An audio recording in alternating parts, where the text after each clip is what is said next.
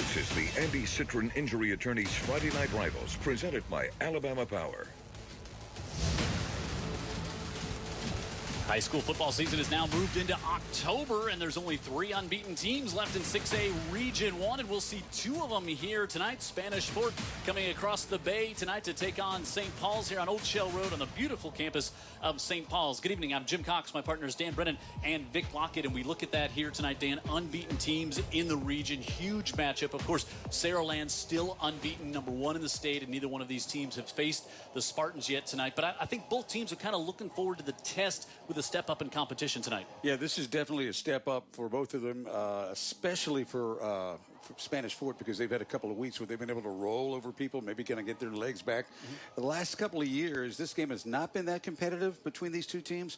I think this year it's going to be different. I really think this year this thing is going to be a toss-up, and I don't think anybody's got a real clue which way this thing's going to sort itself out. So good game to be watching tonight, in my opinion. Yeah, Spanish Fort offensively, they've kind of changed some things around since we saw him last year on TV. Chris Drain has now moved to quarterback. He's going to play in the Alabama-Mississippi All-Star game. And he's also got a guy blocking in front of him that's going to do the same. And he's kind of a different type of quarterback back there. So there's going to be big need for the offensive line to play great tonight. Yeah, this guy's a really good player. He's been there starting now his 3rd year. Brady Wilson, really good student, too. How about this? And he's going to UAB. They've already committed to him. He's committed back to them. And so Wilson will be heading up to Birmingham. Good, solid player, but when Vic Lockett tells you about some of the dudes on the other side, you realize that when you line up against St. Paul's, you better have guys that can block, because St. Paul's certainly has got some guys that can pursue and try to mess up that line of scrimmage. Yeah, you got let's talk about 2 more players from the Mississippi Alabama All-Star game. One of them, Vic Lockett, back in the day played there, and now Daniel Foster Allen, who you talked about earlier in the season when we saw a St. Paul's team. Boy, this guy is dynamite on the edge. Vic going to Auburn. Lots of people still interested. He's a superstar tonight. This game. 6'5", 250, works well on his feet, works well with his hands, got a motor that keeps going. He started off a little bit slow last time we were out here, but toward the end of the game, I think he took it over. And he's in a position where he really can do that. He can affect the pass, he can affect the run, so look for him and the other guy that Dan talked about to have some very good battles in the battle. Yeah, Chris, he's going to have to set that edge to keep him on the inside. 2 great programs here tonight. Matter of fact, in the last 8 years, 6 state championships between these 2 schools. And it's a big matchup to find out who's going to stay unbeaten in the region tonight here as we're at E.E. Delaney Stadium. The Toros and the Saints get together tonight for the 12th time in school histories.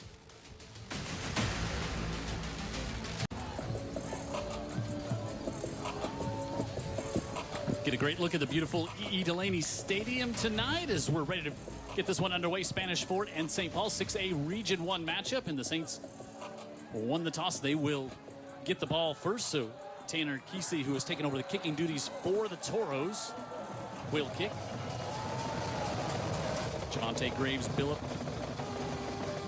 Jordan Ingram, and Zach Gray back deep. This one will be taken by Ingram. Ingram out across the 30. Near the 35-yard line as the Saints bring their offense on the field. The Toros, the defense. Let's go down the sideline and welcome in Amanda to the broadcast tonight. Good evening, Amanda. Good evening, Jim. Yes, we're already in our midway point here with high school football games, and the huge stories all over the internet you guys have been seeing this week is about A.J. Mix, former Baldwin County player that is currently enrolled at Spanish Fort, and it looks like you guys may need an update on that. He's actually not dressed for this game. He's on the sidelines right now, and that's due to the ASHAA eligibility. So we'll just have to wait and see on that. And Jermaine Coleman is also a Toro as well. All right, Jim, back to you. So that story did get out?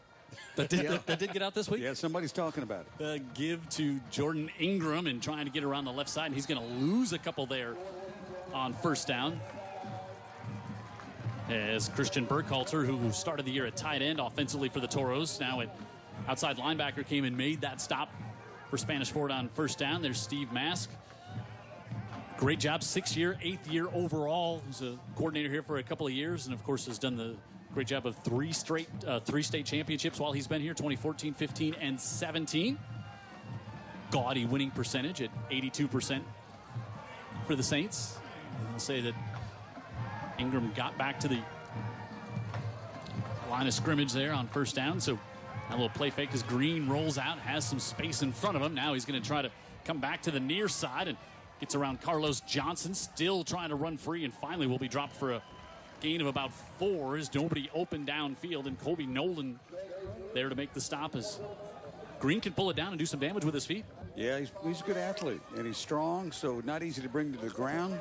Good player. We'll bring up 3rd and 4. St. Paul's offense, boy, they're big up front. Taylor, Reiner, Schultz, Maples, and Ward. 297, 265, 282, 272, and 306. Brown on the outside. Jordan Ingram in the backfield as we talked about it. Now Green wants to come out. He's able to get that one complete. Bill Johnson with the catch, and he is going to be stopped short of the first down. Johnson coming up with his 20th catch of the year. He's got real good hands, and he's a favorite receiver of Jay Green. And now the Saints look like they were thinking about it. Instead, they're going to send the punt team out there. The defense for Spanish Fort, Babs, Hickey, and Johnson, who's going to USA.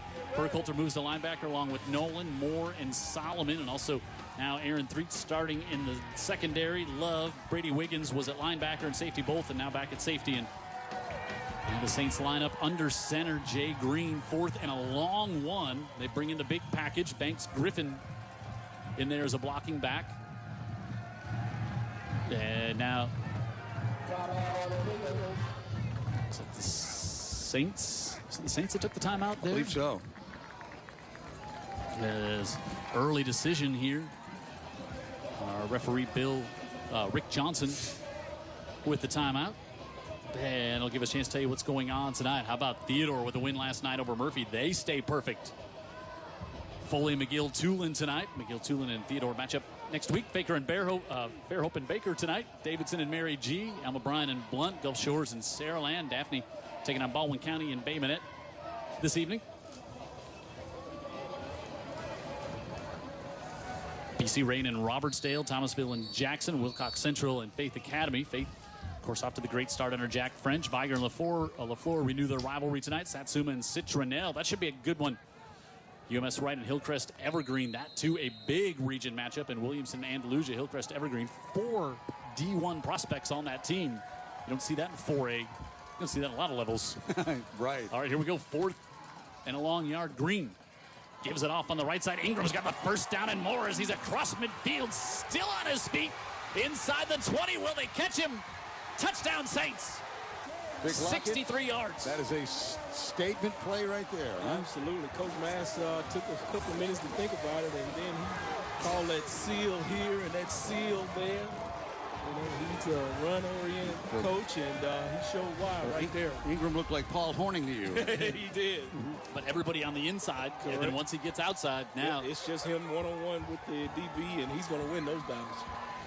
Brady Wiggins had him but could not pull him down, and Ingram with his 9th touchdown of the season. And he showed that gliding speed, too, once he got to the sideline. And strength to break the leg tackle there. Yeah. Miles on for the PAT, and St. Paul's takes just 2.5 minutes to get on the board and take the lead in this one. 7-0. Saints convert for more than just the first down on 4th and 1, and they lead the Toros 7-0 on Andy Citron's Injury Attorneys Friday Night Rivals.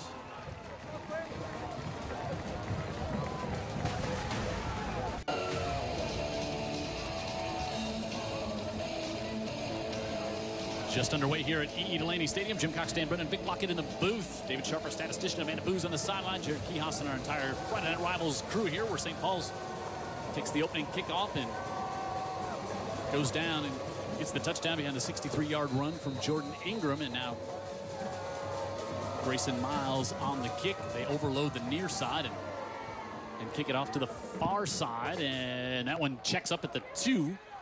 And picked up there by Johnny Morris and doesn't get much. An impressive start for St. Paul's, Dan Brennan. Yeah, it reminds me of what my dad said when I got my first D in the first grade. He said, well, that didn't take long. It's like that did not take long at all. And here's Ben Blackman, more gaudy winning percentages. 50-8 since he's been here at Spanish Fort in his 5th season. And of course, region champions in 5 of the last 6 years at St. Paul's, including the last 2, and state champions in 2015 under Coach Blackman. Abrams Drain at quarterback. Hands this one off in a big hole for Johnny Morris, who's across the 40. Well, this might turn into an early shootout. Will they catch him? Morris all the way down to the 17-yard line. I'll tell you what, Jim, I am not liking what I'm seeing by both defenses not playing any run defense. 65 yards.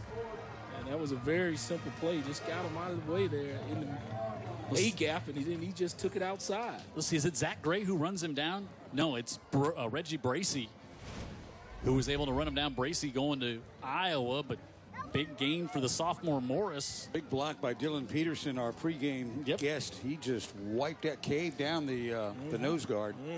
And that's all they needed right there. Yeah, he opened that A-gap, and then he took it all the way out to C, and it was see you later.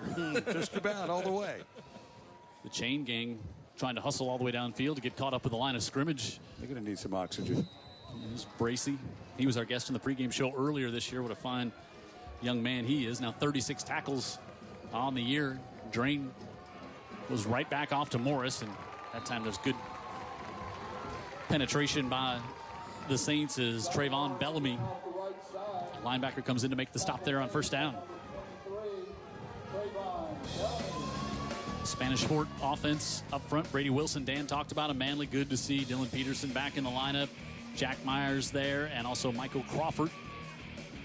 They changed some things around with Abrams Drain at quarterback. Montgomery now moves up to wide receiver. Xavier Love there as well, but they'll keep it to Morris, and the sophomore tries to get down near the 10. You can see St. Paul's trying to rip that football away. Trey Nunn, the first one in there, then some pushing and shoving after, and a flag came out. Late the St. Paul's defense, 12 takeaways on the year, giving up 17 a game. Daniel Foster Allen going to Auburn.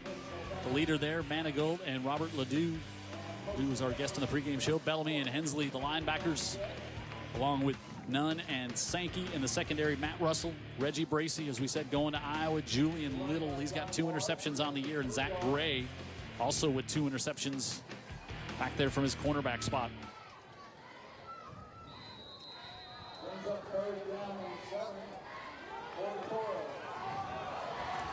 Third and 7 as you look on it. Coach Ben Blackman, Abrams Drain going to the Alabama Mississippi All-Star game. The Ole Miss commit going to keep it himself. Dances to the other side, and he got a good block, and he's got nothing but green in front of him as he makes a move and goes in for the score. Wow, what great blocking. I think they're going to mark him short. Yeah, but I think the one that turned him is going to come back by T-Mobile flag. The initial call is the hold against Spanish Fort, but they never really credited him with the touchdown. Watch here.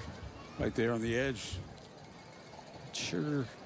That might have been, I think it might have been that one. Looks like that's the one it's going to be, Dan. Judging where they threw the flag. Yep. Well, I think they could have thrown 2. Yeah, I was about to say, take your pick. Yeah. But whichever one they threw is not going to make that man happy. No. The fact that it was only 1 flag doesn't warm his heart any. That's a touchdown off the board. Yep. So they're back at, so now it's going to stay 3rd and 8. Zachariah Hickson in the backfield with Drain. Drain gives it off to Hickson. Good penetration and nothing doing there. As again, Trayvon Bellamy blows in on the left side and is able to go down low and hit the sophomore Hickson and stop that one. Trayvon is really making a name for himself early on in this ball game. 2 big plays there. That one there, I think it's going to be, almost a tackle for a loss. He just kind of skipped up there to get it past the line of scrimmage, but good penetration, like you said, Jim. He got around the bigger Caleb Purdy there, and so this will bring on Tanner Keese to try. It'll be a 31-yard field goal attempt. And whistle. We have flag before the snap. Procedure 5 yards. against Replay 4th down. the Toros, so now that's going to make it a longer field goal attempt. So after the long run, in this short period of time, 3 penalties against Spanish Fort. So you take a touchdown basically off the board. You kind of just took a field goal off the board. Yep. Because he nailed it. Totally self-inflicted. injuries here, if you would. This will be a 36-yard attempt. As we said, Kesey has taken over the kicking duties, and Coach Blackman comfortable with this young man. And you can see a lot of leg there, and he gets the Toros on the board. And they cut into the St. Paul's lead 7-3. Vic Lockett not happy with the defense we're seeing early in this one, but got some offensive fireworks on the board as Spanish Fort converts there with a field goal and cuts in the lead at 7-3 here at E.E. Delaney Stadium on Old Shell Road in Mobile.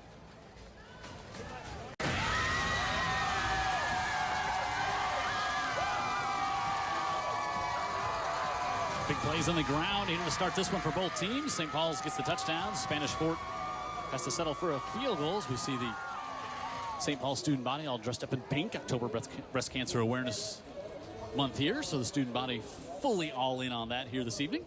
Very good calls. And now the Toros will kick back off here. And I know you're happy to get on the board, but I think if you're Ben Blackman, you feel like you left points out there on that drive. I mean, he's not comfortable where he is, but you know, he's got to put it behind him now and play the next downs. Kesey with the big kick, and Ingram takes it inside the 5. Ingram with those long strides, looking to get outside and to the 30, and pushed out of bounds at the 35-yard line. The kicker Kesey in there helping to finish things off. If you want to reach out to us tonight, our friends at Craneworks will help you do that. Send your questions to heyguys@utv44.com, and we'll do our best to answer them throughout the broadcast here tonight. Of course, we're always getting texts up in the booth as well. Willis Wilcox giving us an update. Hillcrest Central and UMS knotted up at 7-7 in that big road battle for the Bulldogs tonight.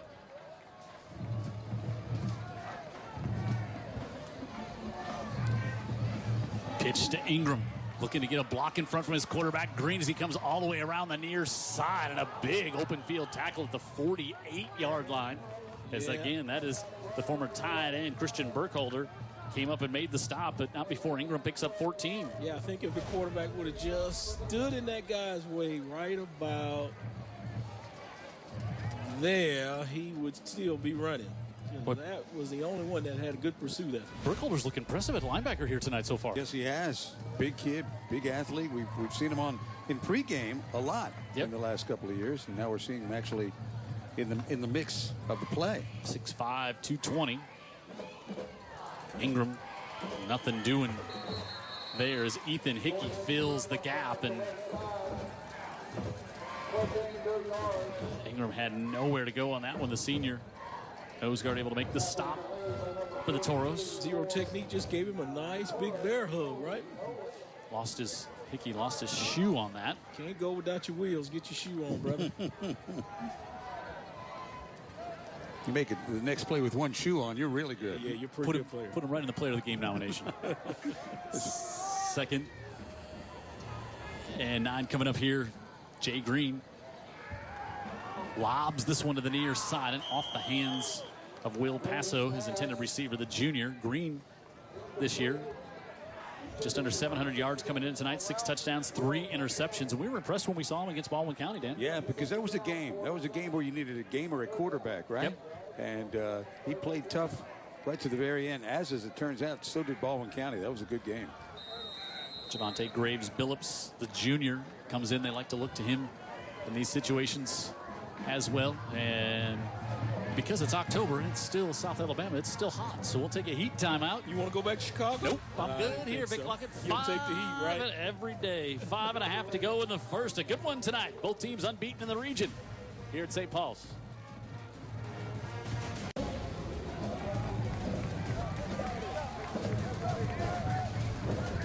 .539 to go in the first. 7-3. Our Metal Roofing Center Supply Company raised the roof cam.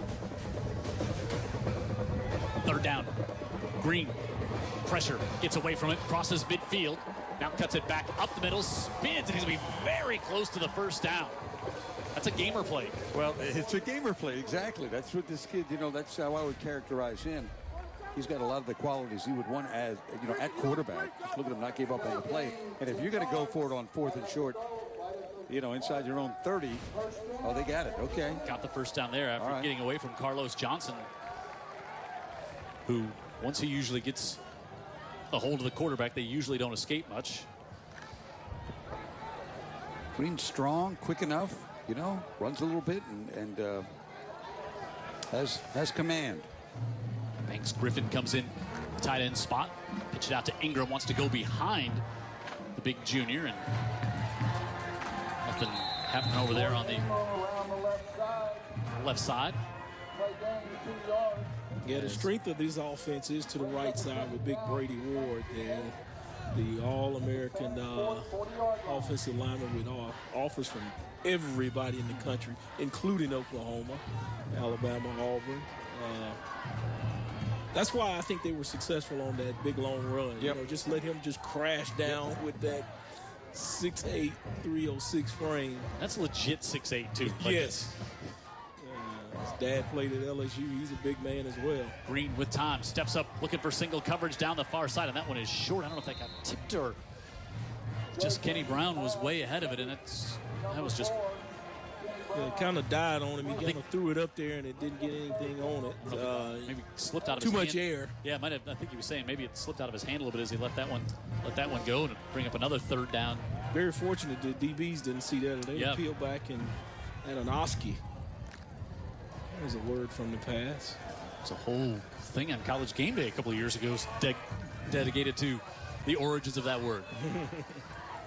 One of the few things on game day doesn't make you cry is Green steps up, fires. He's able to get it complete. And he's got it to Javonte Graves-Billups, who has the first down to the 24-yard line. Pick up a 15 on 3rd and 8. You got to credit the offensive line again, right? Yeah. I think that's what I saw was a great They gave him pocket. a nice little pocket and then good route by that receiver. They're running that skinny post. It looks like a nice timing play, like they've been doing that for a couple of years, Dano. They have. They like that little slant, and Green lays it right on his belly. 14th reception of the year for Graves-Billups. You saw big Ivan Schultz there on the left side of your screen with holding his man out in front of him. A clean passing lane for Green to get that one off. As we're inside 4 minutes. Double tight end formation, and they bring in Reggie Bracey on this one. He pushes it ahead for a few. Actually, that was Tajon Abel, the sophomore, who came in there. There's a man feeling good about the game. His offense is moving the ball. Didn't like what he saw out of his defense, but they bent, but it didn't break. So it's kind of ball game so far for Coach Mass. Both coaches we talked to, they both felt good about their teams heading into tonight's game. They both told us they did. Yep. Second down again. Abel. And the ball, thought the ball was almost came loose there, but able to hold on to it. Picks up 3 more. It's going to bring up 3rd and short here for the Saints. The Saints have won 4 in a row coming in tonight's game after that opening week loss when they were shocked by UMS 18-13. Had the big win the next week when they went to overtime and beat Park Crossing. And that's kind of put them on the roll here. Had a big win against Blunt as well. Yeah. So 3rd and 2. Brad, insult to injury, they bring in Daniel Foster on the line. Give to Ingram again, bounces to the outside. He's got the first down and inside the 10. It's 1st and goal for the Saints. So smooth with the football in his hands. Yeah, he does not ever panic. And he gets to the edge and was able to glide and get the first down, and St. Paul's looking very sturdy on offense, and a lot of it's got to do with that offensive line right now. Very big. That will make you sturdy. Yeah. Yes. Keep Daniel Foster and Allen in. He's over there at tight end left. And they'll go that way. Ingram tries to go to the outside, now reverses it and cuts it back in, and he's in for the Saints touchdown, his 2nd of the night. Way to cut on a dime right there, huh? Yeah, I was going to say, good lucky, but 6-inch change. nice to have talented running backs, too. We've seen Abel, and obviously Ingram. We've known about him for a few years. Yeah, he's very comfortable running the ball. Take a look at him, just slide down the line, then let him overrun him, and then he cuts right underneath him and says, hey, let me get 6 and get Jim Cox to call my name again. Yeah, Peyton Solomon was with him, and he thought Ingram was going to keep going to the outside. Instead, he's got his now 10th touchdown of the season, and Miles on for the PAT. St. Paul's with 2 possessions and 2 touchdowns here tonight. Yeah, the group next to us, the coaching staff, Spanish Fort, they've got to try to figure out a way somehow to slow down the Spanish Fort offense. Well, if they could do it verbally, it would be done, Yeah. because they have really been animated over there. But that's how it goes. You know, this is an emotional game, and from the standpoint of the coaches, the only thing they can exude is emotion, because they're not going to physically play one play, are they, Dano? No, they are not. But you're right, a lot of emotion, a lot of knowledge we're picking up from what they've got to say next door. So Friday Night Rivals brought to you, of course, by our friend Andy Citron and his group of injury attorneys. Proud to be back for another season of high school football here on UTV 44. We thank Andy and his entire crew for supporting what we love to do on Friday nights and bring you these games here along the Gulf Coast. And the Toros now find themselves down 14-3 as Grayson Miles again ready to kick for the Saints as you look at the beautiful turf here at St. Paul's. This one, Abrams drain across the 20 and a speedster out of bounds out near the 30. So another impressive drive here. It's a big conversion here on 3rd down for Jay Green at 3rd and 9, and he's able to get it. And then this was the quick slant to Javante Graves. Billups kept him in business, and then Jordan Ingram on the right side. And boy, he's really shown off those shifty feet here tonight on numerous occasions. He has. Did it right there in the touchdown. There's your last time. 2nd touchdown of the night. A little over 5 minutes off the clock, and Drain will keep this one, and got tripped up as Reggie Bracey got him at the ankle at the 30, and he fell forward. Still will pick up a maybe 3. Didn't seem like much, but good decision by Drain to pull that thing, because this running back, it's definitely tackled for a loss. Swallowed alive, right? Good Drain, way to put it. he's only 5 of 11 through the air for 116 yards. He doesn't put it up a lot. He can throw it, but it's not something they've done a lot with him taking over at quarterback, and he'll keep this one here on the outside. Another good decision here, and out of bounds near midfield. Giving him a business at the end of that run there. He did. 1st down pickup after a gain of 17 here. Wants to be a finisher on the run right there. A little hit on Julian Little. You like that out of your quarterback to show a little bit of toughness, but protect your shoulders so that you can throw a couple of passes as well. He's going to Ole Miss. He can play. He's just one of those kids could play pretty much anywhere on the football field. Just an athlete. Yep. Purdy comes in motion, and now Drain going to keep it. And another good decision is he'll pick up 3. That was a very good decision to pull that one away, or that was going to be a big loss, Vic Lockett. Yeah, absolutely. I mean, again, Drain is running that veer like it's supposed to be done from 1989. 2nd and 6. Drain wants to pass, fires, and it's incomplete. A little overthrown as he was looking to get that one to Xavier Love, and good coverage over there.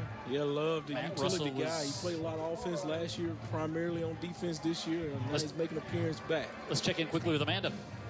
Hey guys, I thought it'd be pretty interesting to mention while these Saints are up right now, there's several coaches who once starred for Spanish Fort and helped make pivotal plays for that team, but they're now 2 Saints coaches, and that's Matt Hall and Sammy Harris, who are currently coaching for the Saints. Yeah, on the staff here, and of course, Harris played at South, but those 2 were fun to watch on Friday nights as Drain rolls out, fires, and he's able to get that one complete to Purdy, and that's going to be a 1st down for the Toros as Caleb Purdy with just his 3rd catch of the year, but that a big one to keep this drive alive. Again, Drain doing a good job there. I mean, all calm under heat there, knows he's got the legs if everything all else fails. Yep. And he just slings it out of his arm right there for the completion. Pick up the 1st down, kick the sticks. Here's Purdy, a senior, 6'3", 173, a big target for Drain to see on that crossing pattern. Train gives this one off to Morris, and the sophomore is going to have another Toro first down to the 22-yard line. 17-yard gain again for Spanish Fort, which will probably close out the first quarter here. Runs like a Morris from many years ago that wore number 20 for the New York Giants, Joe Morris out of Syracuse, who just could cut and make people miss, and this kid is quick. Think any of these kids know Joe Morris? No. They did not get the plate. I didn't think they got that off, but Train's going to keep it. That was very odd. The ball was not snapped before the clock had hit 0, but that will be the end of the quarter.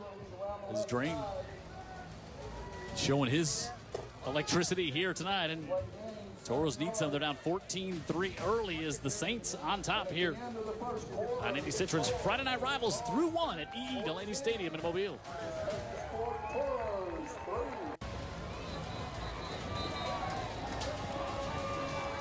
One quarter complete. St. Paul's on top 14-3, but the Toros driving down as they have it at the Saints 15 as we see what took place there in the first quarter as Jordan Ingram, 97 yards and 2 touchdowns for St. Paul's, and Johnny Morris with that big 67-yard run. He's up to 86 thus far. And of course, everything goes through number 1, Chris Strain's hands for the Toros. And now we'll see if the Toros on 2nd and 3 keep it on the ground. They do. Morris ahead, and initial spot looks like he's going to be just short on the near side, and Morris lost his helmet, so he'll have to come out here on 3rd down. Reggie Bracey in there on the tackle. Bracey, 35 tackles, leading tackler for this St. Paul's defense.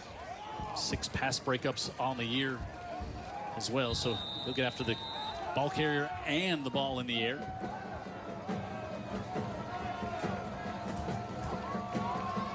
Hard count, and Drain is going to draw the Saints off. I'm not sure if it was Bellamy at the bottom of the screen. I think it was, who's played well here in the first quarter, but a Metro by T-Mobile flag. Yeah, he wants to keep it going, a little bit too anxious. Just Prior to the snap, to the ball snap. Encroachment on the defense. 5 yards, first down. And you're welcome to tear someone's head off after the snap. So first down for the Toros on a gift there, and they'll take it. First and goal at the 8. Ben Blackman knows you gotta get 7 here. Love comes in motion. They go right up the middle of the sophomore Zachariah Hickson with his 3rd touchdown of the season. And just like that, Spanish Fort cuts into the lead, can get it down to 4 here with a PAT, and that was a huge hole, Vic Lockett. Yeah, I mean, he parted the red jerseys, Dano, and I don't think he got touched, did he? Let's see. No, he ran in there with a clean jersey until he was already across the goal line. Brady Wilson with a great seal block there. Yeah. Dan Brennan pointed him out on the pregame show as Tanner Kesey makes it 14-10. And this one, kind of get the feeling you might see a lot of this tonight. Like it might be a bit of a shootout on our hands. Not a lot of indication that the defenses have got any kind of hold on this one way or the other for either side, and unless big adjustments are made or maybe a trade. I don't know if it's going to change much. These offenses look really, really good. Let's take a look at the rest of the local games going on tonight. Clark County and Escambia County, W.S. Neal and Monroe County. Bayside taking on Flomanton. And, of course, Bayside's had a couple big wins this year. Flomanton defending state champs. T.R. Miller and Mobile Christian tonight. Excel and St. Michael. R.C. Hatch and Cottage Hill and Chickasaw and Leroy a little north of here tonight on another beautiful Friday night for high school football. Got to give the Toros credit. I mean, they got off the mat quick after getting down within a minute of the game, 7-0. And I'm sure our viewers can just hear in Jim's voice how he's enjoying these offenses going up and down the field. And I tell you what, those of us that like defense, no, this is not how football is supposed to be played. Kesey sends that one out of bounds at the 3-yard line. So I guess you're saying, Dan, the football gods owe you one.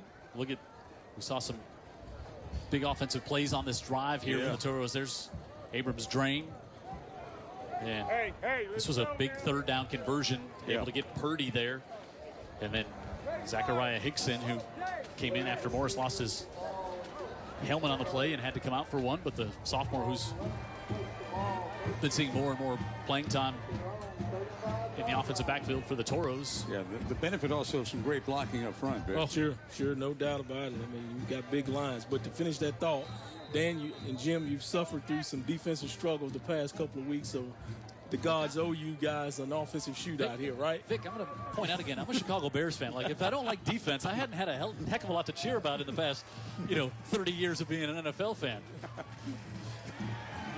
Looking Green, middle of the field, wide open, airs it out, and he's able to get it complete inside the 10-5 touchdown. Will Paso, his third of the night, 65 yards.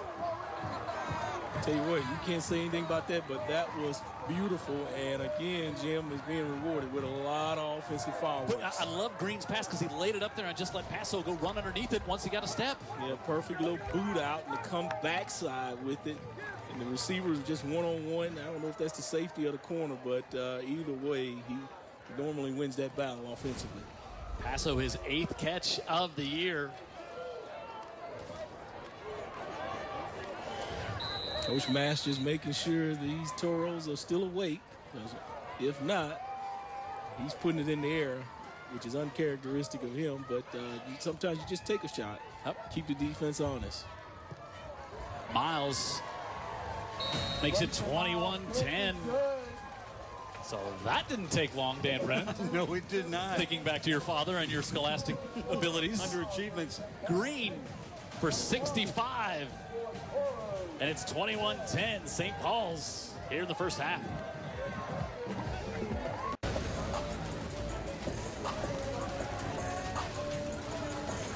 Ready to start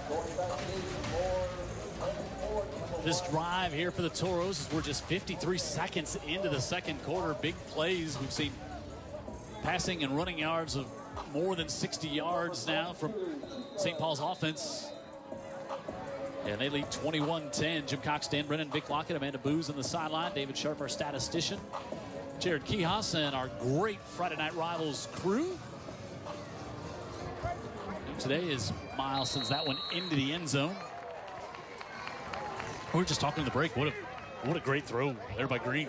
Great ball. Well, these guys get, I've heard this talk more and more in college football, even in the pros. These young guys are trained up as quarterbacks, a la QB Country and others. From the time they're 4th, 5th grade. It pays off. It looks like they are pretty accomplished at this age. Synovus has partnered with Feeding the Gulf Coast and, of course, us here on Friday Night Rivals to raise awareness for food insecurity that plagues 1 in 4 kids in South Alabama. Each week, the Rivals gather up as much peanut butter and jelly as they can. And last year, Feeding the Gulf Coast, just a great organization, was able to feed more than 3,000 children at 59 local schools through their backpack program. And we're going to find out more about that at halftime as another huge number put up on the board this week in the peanut butter and jelly collection. Pitch high, tackle as trying to get around the corner was Morris. There was no face mask or anything there, but when you're 6'5" and you have to reach down, sometimes that's the quickest point to grab. Yeah, he's reaching down or parallel, and it's the height of the other kid. So. Daniel Foster Allen here. Ooh, wow. Sure, there was no malice in hard for it. Some of the stuff we saw Aaron Donald doing last night. Drain wants to fire it out, floats it up the near side. Great toss. Wow, if he could have kept his foot in, there was no one in front of him except the numbers and referees. 5th catch of the year for Travis McGowan, picks up 18, and you can see the little playmaker there in Drain, not panic to just pull it down. Always keeping the eyes downfield. Well, Drain with the corner, you're really concerned about him as a runner, and that will leave people running free. And St. Paul's is going to have to make an adjustment to that. There is none. Moving up to the 37 and right back to Morris, who's had a great game so far, and he gets thrown all the way across midfield as Harris Sankey thought he was just going to throw down Morris, but Morris ended up picking up about 7 more after the contact. He just keeps his feet going even after they wrap him up. Stumbles forward, like you say, Jim, to pick up an extra 4. Plus side of the 50 now, up to the 46. Morris with over 400 yards on the season. Again, just a sophomore.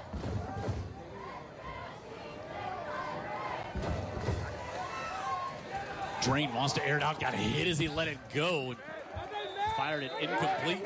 And that was Dana Foster now and laying the wood there. Yeah. If he was in the NFL, he'd get a bill on that one just because it was he landed on time. And landed on top of him. But Drain hung in there and launched it down the right side. Boy, he's coming off the right edge, and you're looking down the far sideline. That is a dangerous combination. He's a tough kid, so thank God he got up. Couple of All-Stars right there. Yep. They'll be teammates. The Alabama-Mississippi All-Star game. Again, between the three of us in the booth here, one Mississippi-Alabama All-Star appearance between Brennan Cox and Lockett. Once again. Great honor for sir.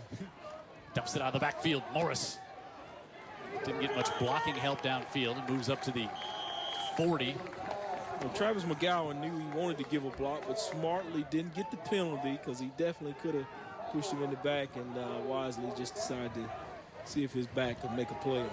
So bring up 3rd and 5 here for the Toros. There's McGowan. He's got 1 catch here tonight.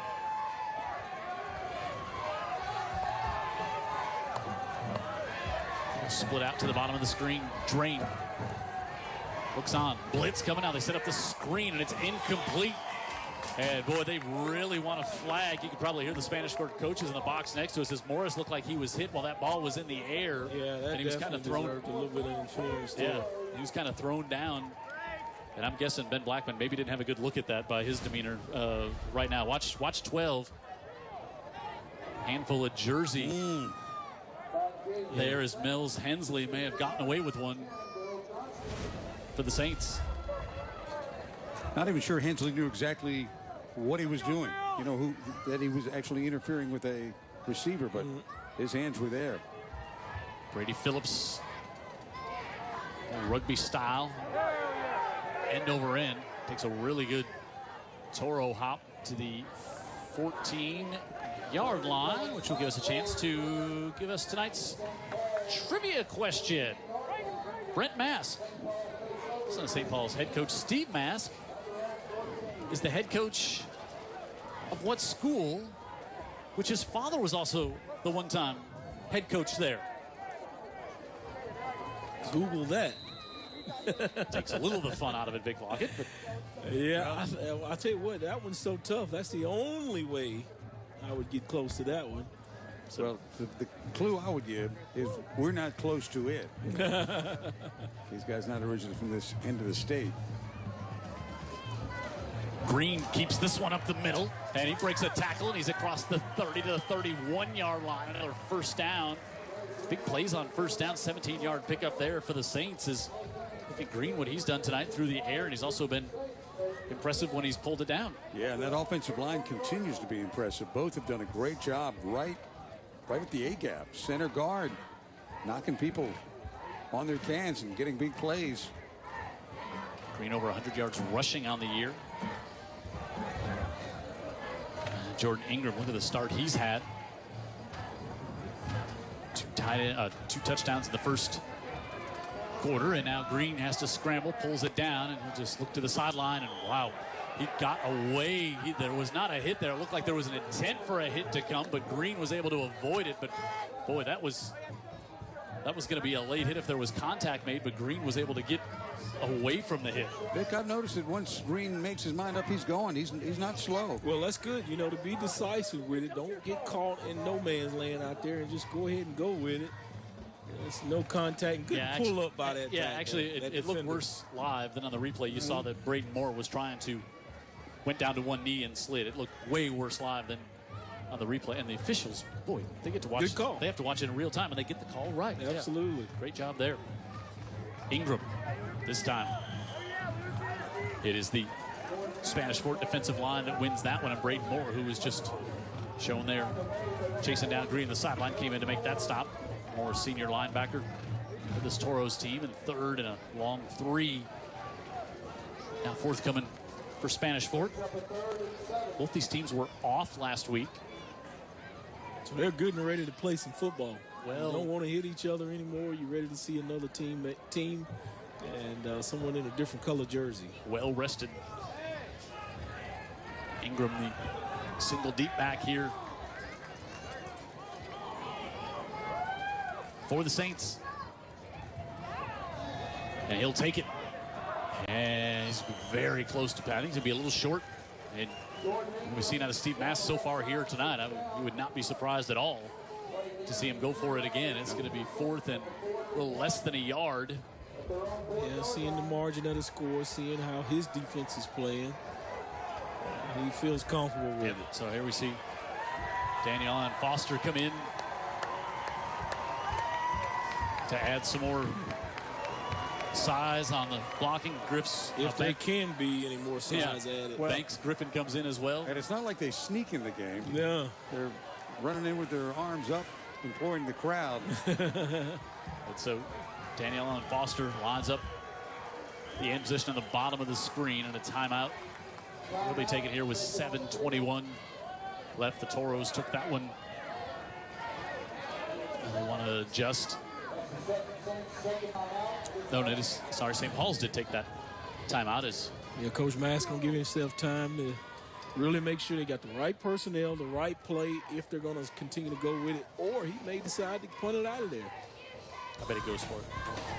Shall see. Friday night rivals, couldn't have the lights here shining down on the field if not for our friends at Alabama Power. Even more importantly than that, the air conditioning works. Well, they're going to check a breaker here at the press box in St. Paul's. Like Baker Mayfield. Yeah, I don't think that's a issue with Alabama Power. But thanks for them jumping on board, being a big part of high school football. We see our friends here talking to us a lot at halftime during the games from Alabama Power. So thanks for being a part of our broadcast each and every week. And a great company supports so many great things in the Mobile area. And we're glad that high school football is one of them. So it is big in this part of the country for certain. So they're going to come back in that same formation with that underset, with the formation, with the backs cheated to the weak side. Fourth and less than a yard. Trey Nunn also comes in to block, and they go on the right side, and Ingram's got it, trying to break a tackle. He does across midfield. Jordan Ingram on 4th and 1 is going to take that one for the touchdown. You want a big play?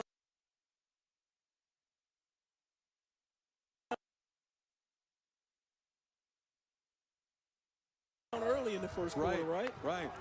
And the ladies in front of us, they stuck their hands up early in the run, saying touchdown. They pointed it out very quickly. Interesting, too, Jim, that everybody that Vic was talking about in that backfield, this is a couple of great breaks of tackles. All those extra backs in the backfield went from one side of the ball to the center to the other side, all power block. That's all it was. Yeah. And they all did their job. It was a power formation, yep. That's the second time you've seen Ingram also on those big runs break an open field tackle. Yep. And St. Paul's with an offensive explosion here in the first half. And we've still got 7 minutes to play in the second quarter, and the Saints have not been stopped on offense. 4 possessions, 4 touchdowns, 3 of them from that young man.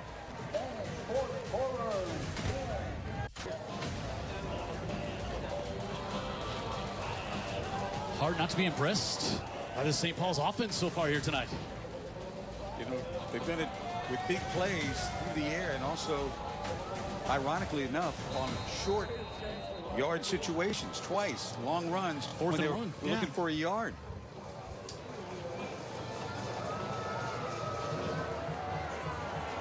Miles with the kick in this one. Abrams Drain able to take it inside the 5. Up the middle and just across the 20-yard line.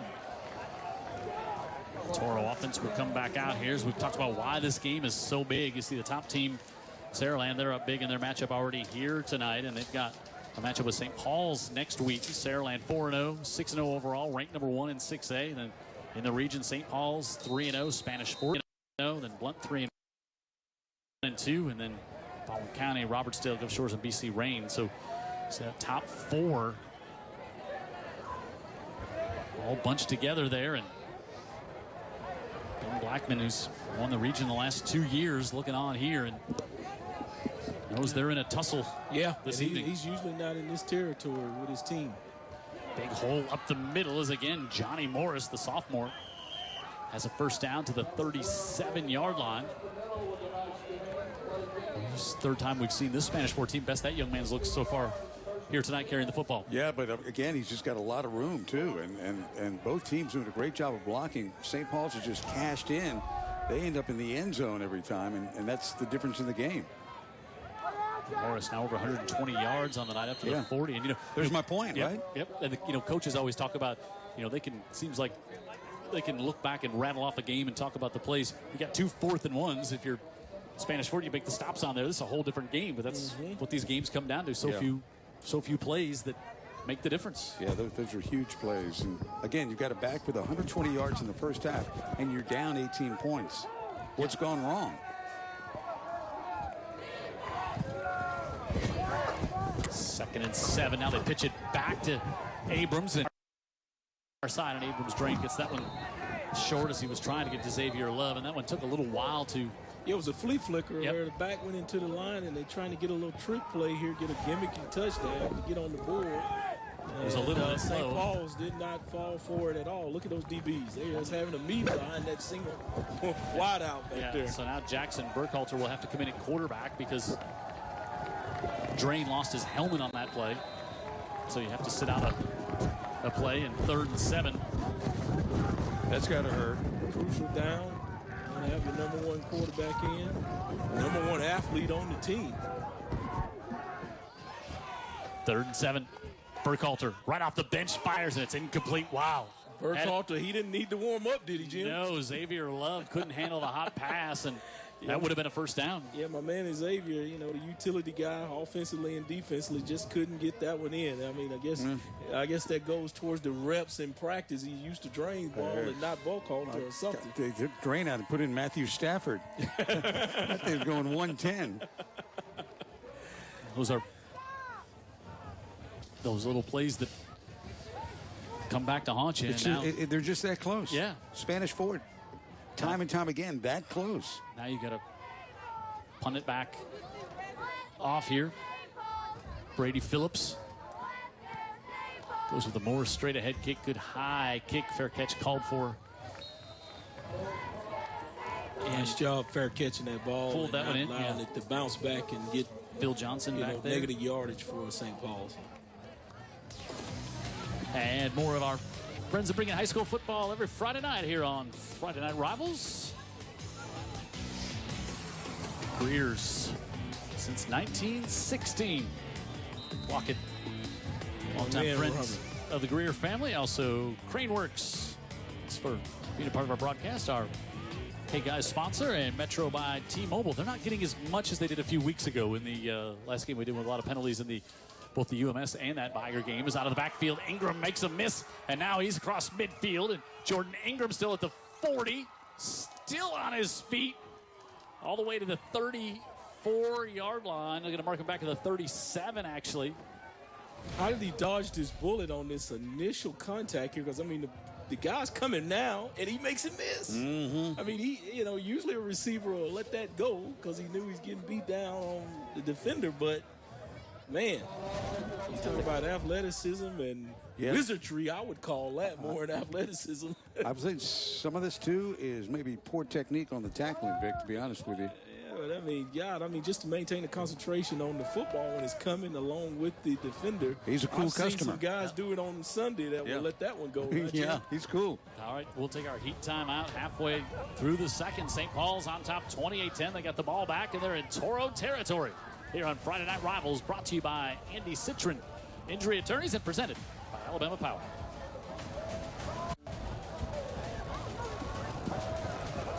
Breeze picking up a little bit here. It's picking up a lot, actually, as we look at the stands below us here, and it's starting to sprinkle a little bit. That's what that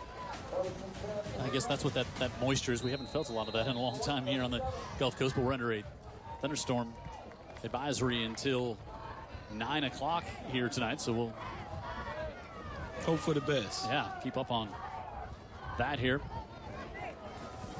1st and 10. Back off to Abel, who gives Ingram a spell, and he's up to the 30 and still on his feet. They finally blow that one dead.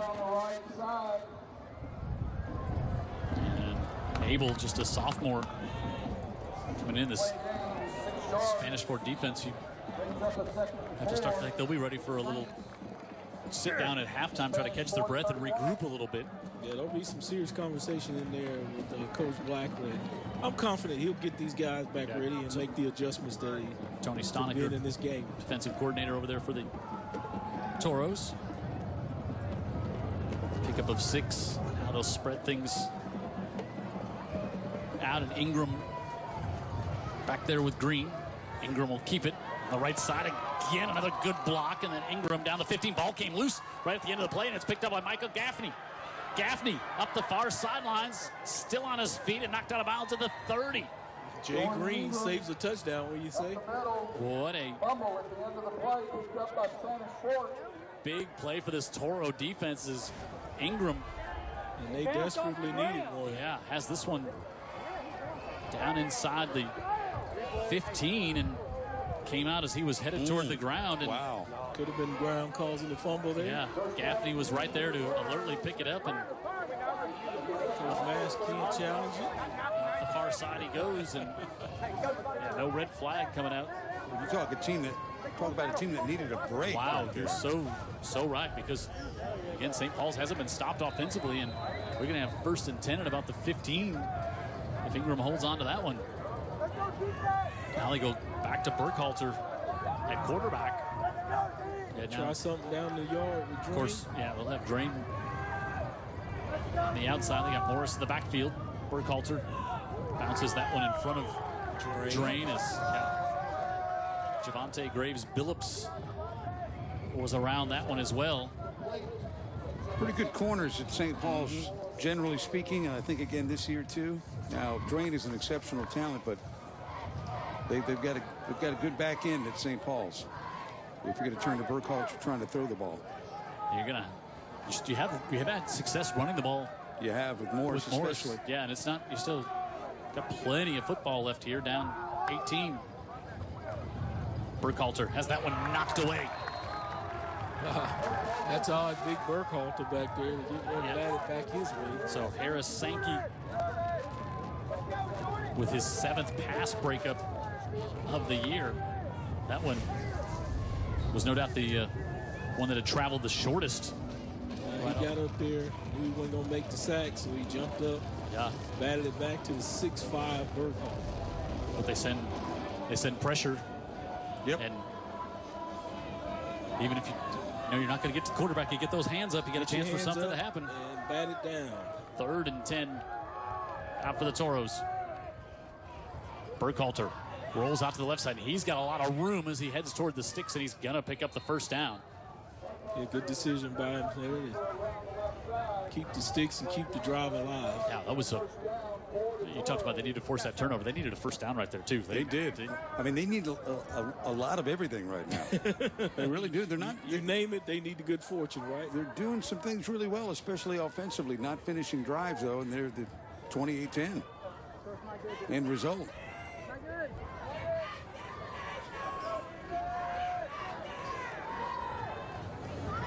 Jackson Burkhalter knocked up in the air again, and that one finally hits the ground as that one hung up there for a long time. Sankey with his 2nd pass breakup in 3 plays. Oh boy, that one must have hit off maybe a shoulder pad or a helmet, you would guess, because it went straight up in the air. Yeah, ricochet. Yeah. Let's see here. Yeah, maybe shoulder pad. Yeah, I think through his hands, then off his face mask, and he's looking up because he's then thinking, get a pick. He's thinking 6 at that point. 2nd and 10. Sankey, the senior linebacker for this Saints team. Boy, they've just totally abandoned the run here now that Burkhalter's come in, and this one incomplete over the middle. Now 4th and 10. It looks like 3rd and 10 by yard marker. Okay. 20 years, finally screw up a down and distance. It's a heck of a streak, Jim. We'll go back and break down the film afterwards and make sure it's correct. So, don't we always? It will be 3rd and 10 here for the Toros. Burkholder looking. Give on the far side. It's going to be good for the first down as Drain able to get the carry up to the 49-yard line and convert on 3rd and 10. Good effort by Drain. Good quickness by Drain. And that's the screen, set screen. He's got guys out in front, and everybody does their job well enough. Get your ball in your playmaker's hand, right? And there it is. Not sure if they're going to maybe measure, or are they going to say? I think he's going to be short. Wow. He hadn't moved the sticks. I thought he was close. So they guess they'd love a measure, but 4th and very, very short. The clock was stopped a long time during that conversation. I know that. So they'll keep Morris in the backfield. They give it to him, and it bobbles the exchange, but pushes ahead. And wow, Johnny Morris that was a near disaster for the Toros, but Morris able to secure that football from Burkhalter and just enough to get the sticks kicked. Watch this here. It almost looked like the ball was vertical as opposed to horizontal when he went for the handoff, and that's running backs aren't used to taking the ball like that. So as we approach 3 minutes to go in the 3rd, Burkhalter trying to get his Toro teammates back in this one. Looks over the middle, complete, able to get it off to Morris out of the backfield, who drives ahead. He's going to pick up a little more than a handful, but Jabba Morris holding on to that one as the Saints were trying to rip it away. Yeah, Dana Foster just ripping at the football there, trying to get a turnover. Good job by that back there to hang on it from that big man. Drew Turnipseed was all over Morris as he made the reception. So we're now down to 2.5, 2nd and 6. At the 40. St. Paul's has never trailed in this one. Caleb Purdy. A little slant there. Complete to the 34. That'll be good for another first down for the Toros here. And in warm-ups, Purdy is impossible to miss out of the field. Yep. Big, good-looking athlete, 6'3". Hasn't been featured a lot offensively. Had just 2 catches coming into tonight's game. They've gone his way 3 times here in the first half. Give again. Morris, nice little hurdle. He's going to have another first down up to the 32-yard line. Stringing together a good job, St. Paul. Yep. Spanish Fort is. Excuse me. Just like the way this Morris sophomore runs the football. But like Dan said, they need to cash it in. Yep. To cash it in here, you got a game all over again. And you get the ball to start quarter number 3.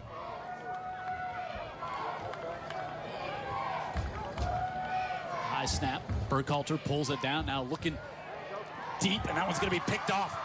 Zach Gray goes back and has his 2nd interception of the year, and he's looking for more up the sidelines all the way to the 47-yard line. That one a little overthrown, and Gray was back there playing center field and went over to make the catch. Yeah, it's a good thing they got him because their defense hasn't really tackled well. What are the chances your offense is going to tackle well? But he had a long way to go, and he brought it back half the field. As Gray makes the interception.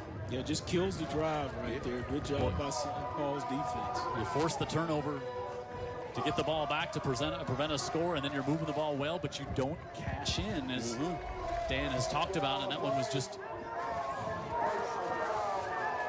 If the game's all about total yards, they're right in the game. But when you look at the scoreboard. Personal foul whistled against St. Paul's at the end of that play. And that's going to bring it all the way back to the 23-yard line. But Zach Gray the junior, his second INT, and Steve Mask storms all the way out to midfield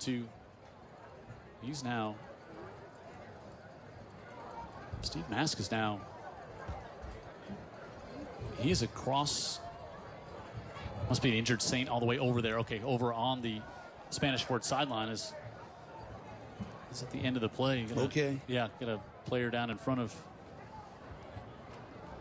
the Spanish Fort bench there, and hoping get the legs up in the air. Hopefully, just cross your fingers. Maybe that's just a cramp. And yeah, that looks like that's what it's going to be. Trey Nunn, the linebacker. Yeah, that's a good sign to see Steve Mask just coming back over across the field as well. That it's it is. It is. Coach Mask getting his steps in tonight during the game. And so the penalty goes, again, will bring St. Paul's all the way back to the 23. And you think, all right, we're up 28-10, minute 30 to go in the first half. But the way this offense has been humming along and big plays, I don't think you're going to see anything ultra conservative out of the Saints here. You wonder, you know, does Spanish Fort have an answer for this? Because here in the first half, they really haven't. These young guys having a hard time moving on his own. He's going to have to do the duck walk for 50 yards to get across the field here.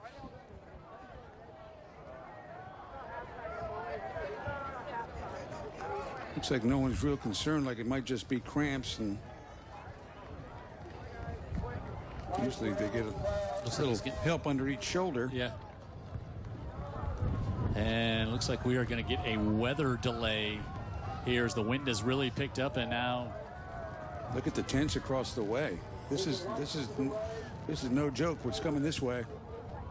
Yeah, so we are going to go into a lightning delay here, and they're going to get everybody off the field. And you know, which I wonder if what they'll do is they'll send everybody there, maybe go ahead and go to halftime, then come out and play the minute 36 and then start the third quarter right after that and take advantage of being this close to halftime. That would make a lot of sense. I've never seen that happen before, but I could see them making that call. As everybody keeps an eye on the radar, and we knew we were under a thunderstorm warning. And boy, I don't think anybody really even here knows exactly what's coming, because well, you know, you saw one of the Spanish Fort coaches with his phone out. Yeah, and right. It's so unusual to see a coach with a phone. He's probably looking at what we're looking at right now on my phone, and that's the radar loop, which does not look very hopeful for the next 30 minutes.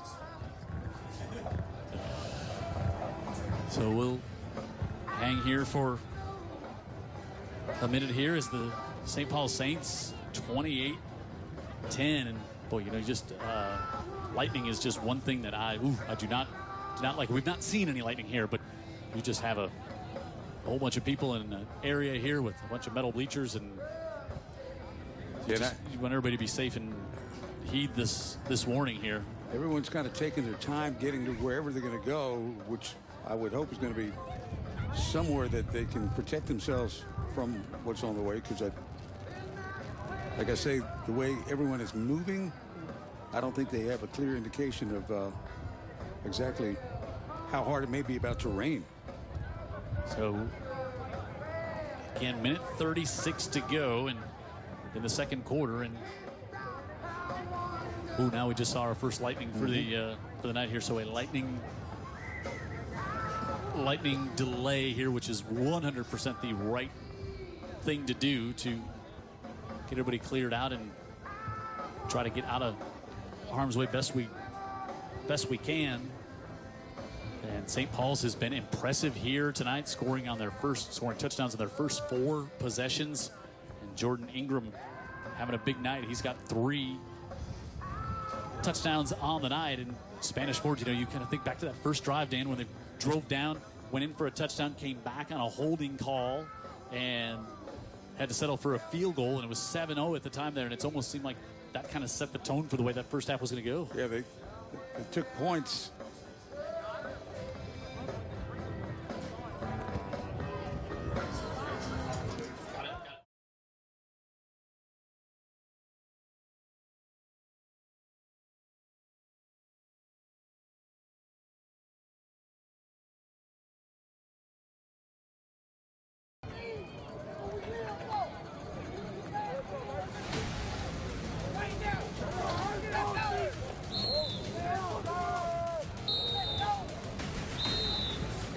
right, so here's where we are. The Lightning has gone past us, and now both teams are coming back out. We've been in a weather delay here for about 30 minutes, and we are going to come back, and we will start quarter number 3. They are not going to have a halftime break, but it is 28-10. St. Paul's, they have the lead over Spanish Fort. Both teams unbeaten in the region, and we'll come back and get you ready for third quarter play here tonight on Friday Night Rivals, presented by Andy Citron Injury Attorneys and Alabama Power.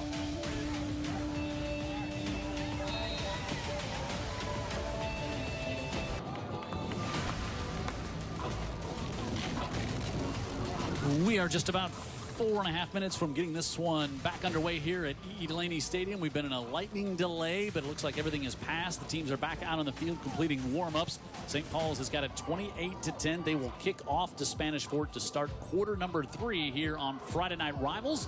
And we look forward to getting this one kicked back off again. St. Paul's and Spanish Fort unbeaten in the region, and St. Paul's has looked really good so far here tonight. And we'll see if the Toros can mount a comeback when we get you ready for second half action here on UTV 44.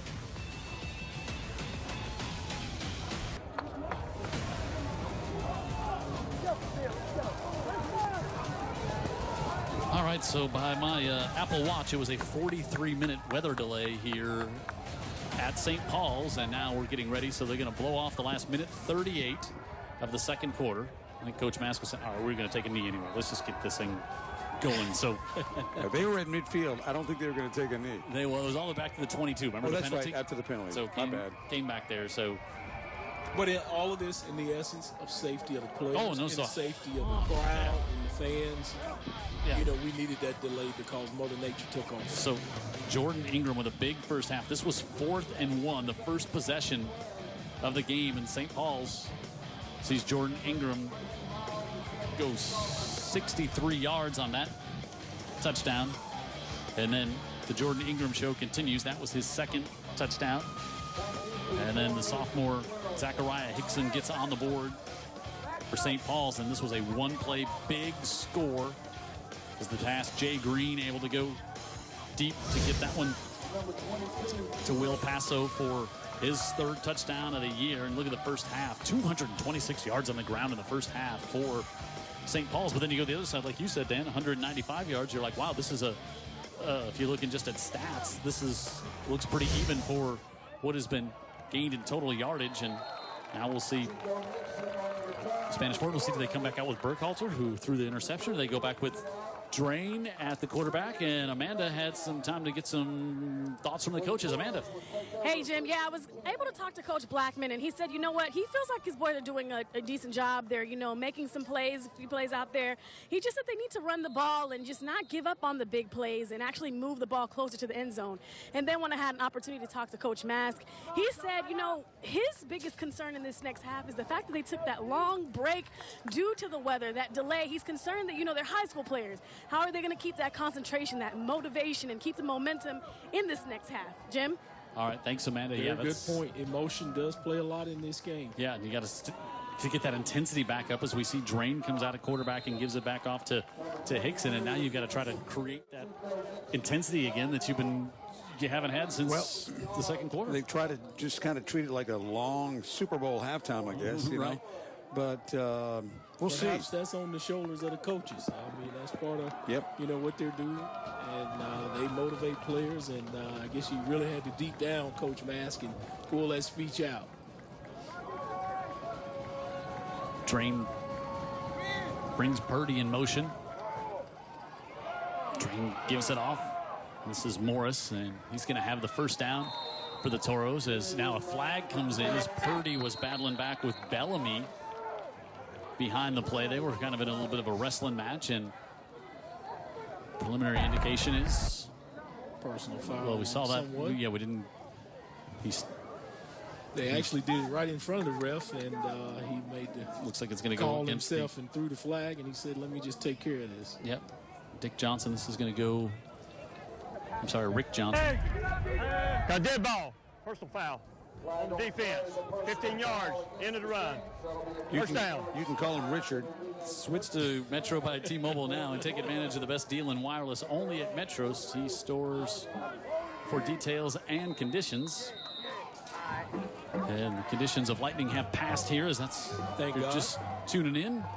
And wondering why we're so late here at almost 9:20 in just a minute of the third quarter. Drain, the Ole Miss committed quarterback with a high wobbly snap.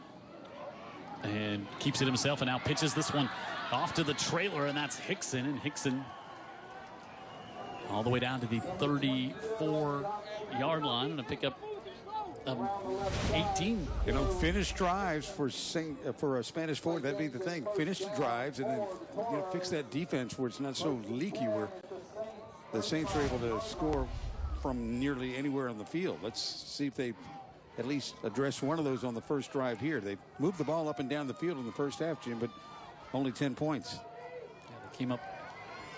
They forced a turnover with St. Paul's driving deep in their end, but then they came back on the following drive and tossed an interception. Drain keeps it. He's down to the 30. I think he predetermined that one. Trey Nunn made the stop. Says, hey, I'm going to just get all I can on this one. So he played most of the first half until that kind of late in the second quarter. He had to go up because he lost his helmet on a play, and then they brought in Jackson Burkhalter, who finished out the first half.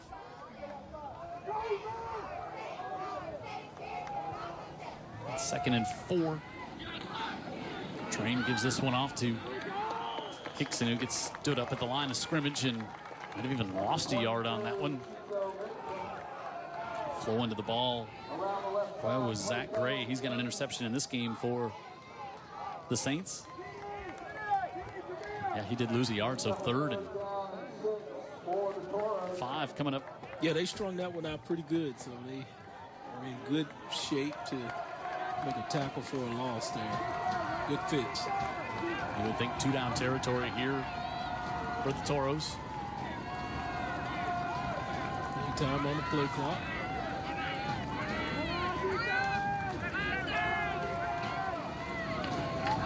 Drain looks, heaves it far side. He's got a man and a one-handed catch for the touchdown. Nice. What a catch by Mario Montgomery, the sophomore, as that one looked like it was going to be too far in front of the receiver. And Beckham, like, with one hand, hauls that one in. Yeah, I don't think this is a good habit. I think more and more kids are trying, players, period, or right, Vic? Yeah.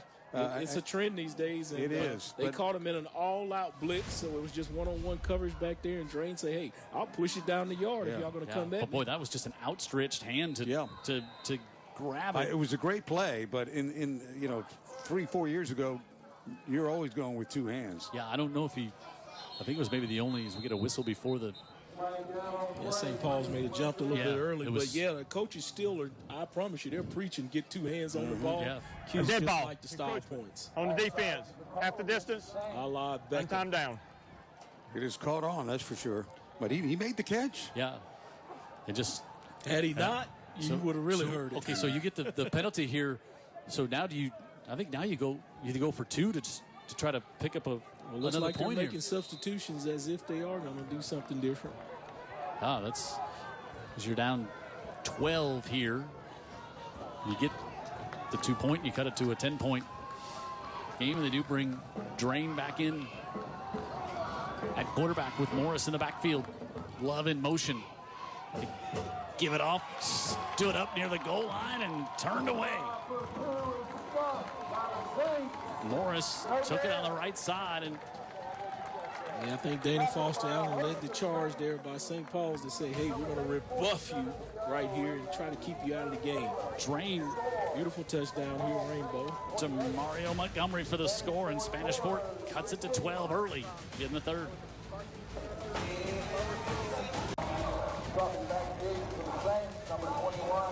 Toros take the opening kick here in the second half, march it down, get the touchdown. They fail in the 2-point conversion, but cut the lead now to 12 at 28.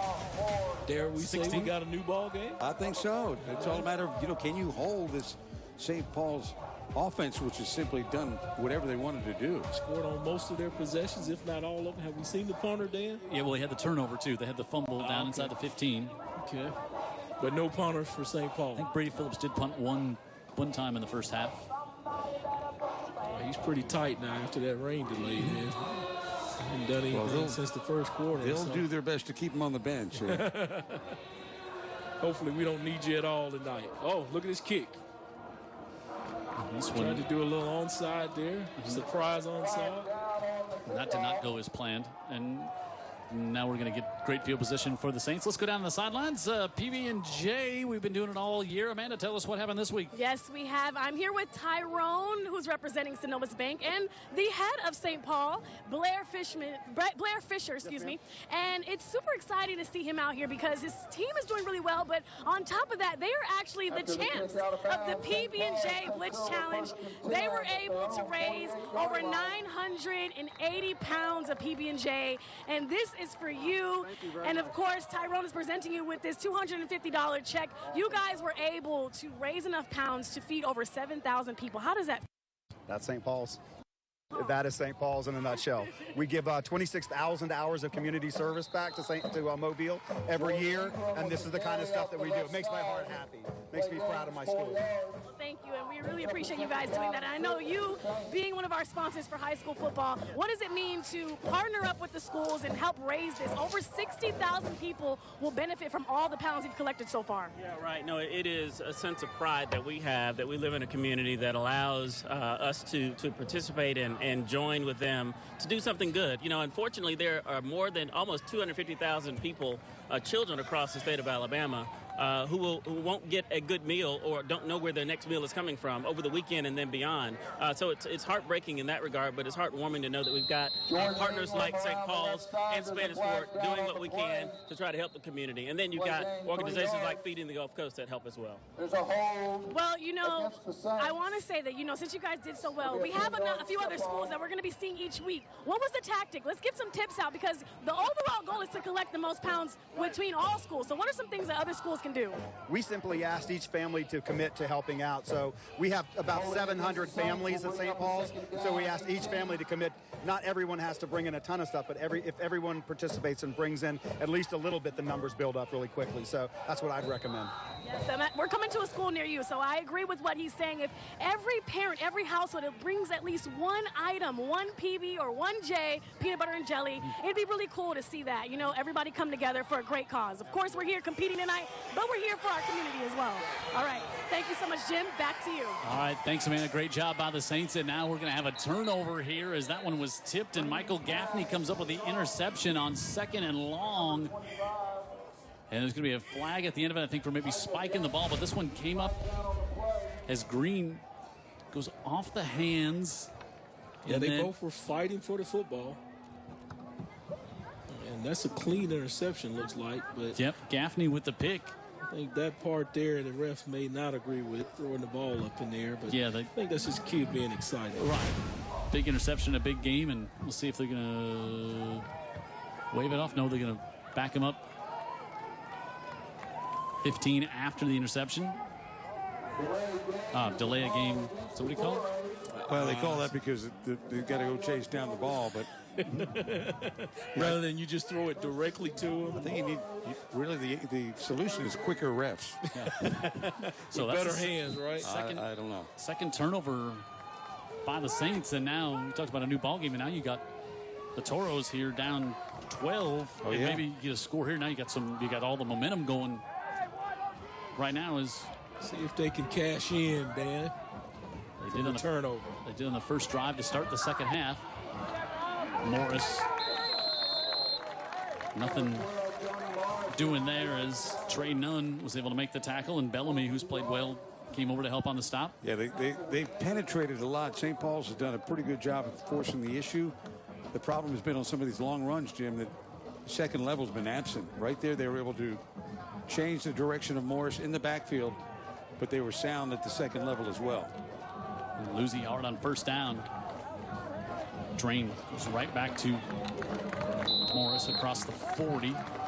Mills, Hensley there. Third down coming up here for the Toros. Third and about 8. Well, the last time Drain threw it, things worked out pretty well for the Toros. Long touchdown pass. Well, I can assure you he's probably going to put it in the hands of Drain right now, being backed up third and good distance. Got plenty of time on the clock to make the substitutions he wants. Just get up there and execute it. Get it called. McGowan and Montgomery, the receivers, up to the top of the screen. Montgomery had that catch last time. Play clock inching down toward 5. They're going to have to take a timeout. Yeah, now they took too much time to make a decision on this third down. Yeah, you can see Drain was a little frustrated that the play hadn't come in. Yeah, indecision that time, I think, probably by the staff, but they just want to get this one just right because they know they don't want to squander this opportunity, Dan. Mm-hmm. Yeah, and you're exactly right. At this point, you know, they're not playing with house money. They've got to cash in over and over again. That's a big turnover because they haven't been able to stop the St. Paul's team.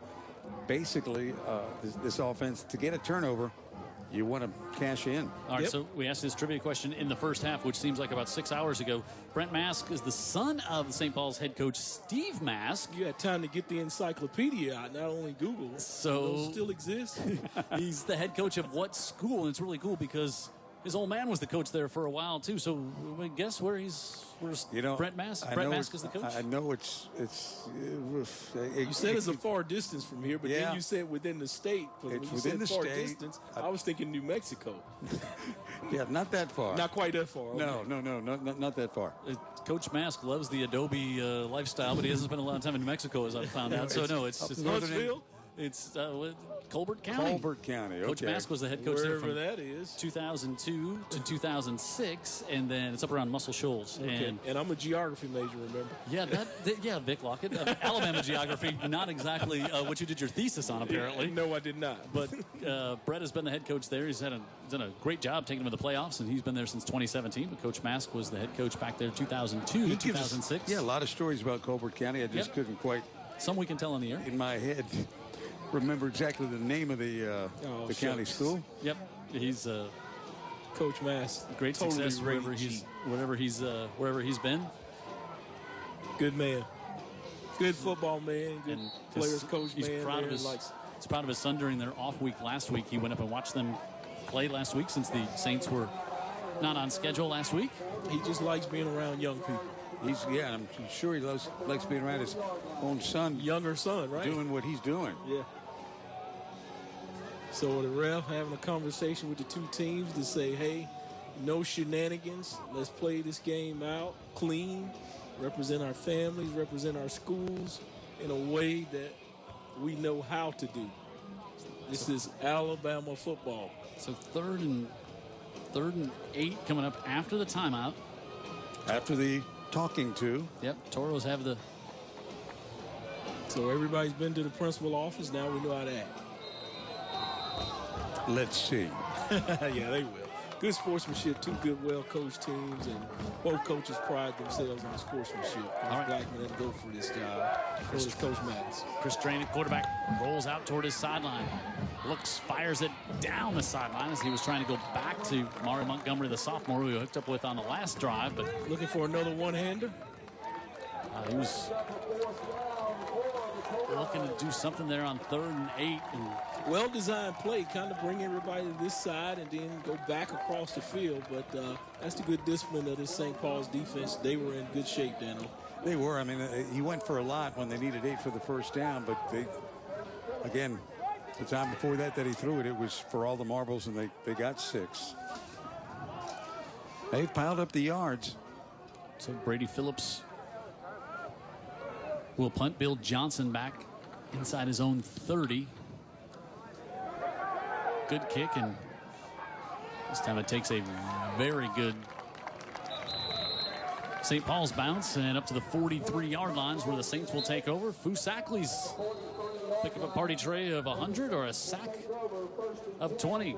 Grab a sack party tailgate. Get ready for your favorite football game this weekend, and also a gallon of that awesome lemonade. Keep the foo in football. Fusakli's, of course, feeds our great crew every Friday night here. When I come down there, I don't fool around. I am putting them away.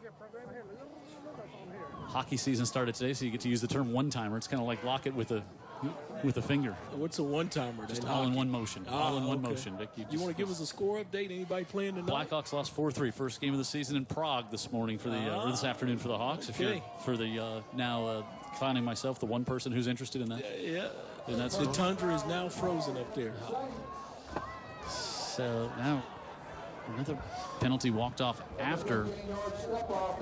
I don't know if this was shenanigan related or not. Well, like Vic said, now but it's a 15-yard I style. got to talking to, and I said, well, show me. We will see, huh? Yeah. And we see an infraction has incurred, right? Jay Green. Someone didn't listen to the memo or read it correctly. So backs him all the way back to the 27-yard line. That's a big shift in field position here. Yeah. Green has got Banks Griffin at fullback, and you see him go on the shift there. Now Green goes under center. Gives it off to Ingram on the right side, and Ingram to the 30 for a gain of 3. They were power that time, Vic. Everything tight. A couple of split ends or wide outs, and otherwise they kind of showed their hand, and here we come. Yeah, that's kind of the mash ball. That's what he likes. Well, he's got the offensive line to do it, right? They appear, yeah. And tonight they have done it. Brady up front, Ward, everything. Ivan Schultz at center. Back to the shotgun for the senior. Green flips it on the far side, and he's able to get that one off and complete to Sam Spear, the junior, with a catch. That's going to be good for a St. Paul's first down. Right on the sticks, and they haven't given him the okay to kick him forward. There he comes down and kicks it forward. So how about UMS Wright? They were down 14-7 at Hillcrest Evergreen. They win 28-14. Block a punt. They also stop a fake punt. And they've now won 25 in a row. And Coach Curtis knew that was going to be a battle up there tonight against that Hillcrest Evergreen team. And what a win for the Bulldogs. It's a long road trip some of these schools have got to play, like when you're in 4A. You got to find the people that'll dance with you, and sometimes they're not around the corner. Or down the street is this group, huh? New set of downs, and Green keeps this one, and he squirts up the middle and dives up the 50, and that's going to be another St. Paul's first down as he picks up 12 on that one as they mark him down at the 49. Yeah, good job by him pulling that one, making that decision, twist and turn, and then takes a knee after he secured the first down. Rarely go wrong with that. Keeps the sticks moving, keeps the clock moving, Dano. Yep. Rarely go wrong with that business decision, right? No, right, not in most cases. Boy, Mahomes has had some really funny ones in the past few weeks when he's just decided, I'm not going to try to throw that block out on the edge. And nobody wants to see him trying to throw that block. Just get in the way. Green on the right side again has a first down and more as he gets pushed out of bounds by Abrams there. And it's been within the boundaries. Don't see any flags at this point. Pick up of 18. Well, did they throw the flag? I didn't see it. Oh, I think he pushed him right on the sideline there. Was it in? I didn't. I mean, the intent of Green was obviously it was pretty obvious where he was going, and I think the push was maybe a little more than he had to do, and so. As a defender, you got to get some, though. Well, he did. It cost him 15, but he got it. Unsportsmanlike conduct against the Toros. It was right on the line, Jim. I'll agree with that, but I think it's quarterback. Unsportsmanlike on the defense. 15 yards, added on to the end of the run. First down. So a 15-yard variety of flag from Metro by T-Mobile. That's one that could have been called and could have been let alone. Yep. But also maybe after speaking with the players and feeling the game that, hey, we don't want this to get a shorter trigger. We don't want this to get any more chippy than it is. It's a hockey term, chippy. Yeah, I've heard it quite a bit these days. Inside the 20, down to 18. The football announcers have taken it and stole it and owned it now from it came from the hockey stuff. They'll wind it back up here as we approach 4 minutes to go. 28-16. St. Paul's with the lead. They've led this since the first possession. Heavy shifts. Spanish Fort adjusts. They pitch it that way. Ingram now goes back to the middle, and now he's going to bounce it the other way. Drain on him, and Ingram all the way down to the 2, and it's first and goal Saints as he picks up Tell you what, that's all instinct and just ability by that young man right there to twist this thing all the way back. Picks up 16. Find the hole and then try to get that stiff arm there to try to finish the run off. From the 18 down to the 2, and they'll actually mark him at the 3, so give him 15 and first and goal from the 3. Ingram with 3 touchdowns so far here tonight. It's a big answer from St. Paul's. Yeah, they've regained their intensity, right? The I formation. Ingram on the right side. I lost something. Yeah, they push back to the 4. Ingram is past the 200-yard mark here tonight. This is Peyton Solomon, the junior linebacker, came up to make that stop for the Toros.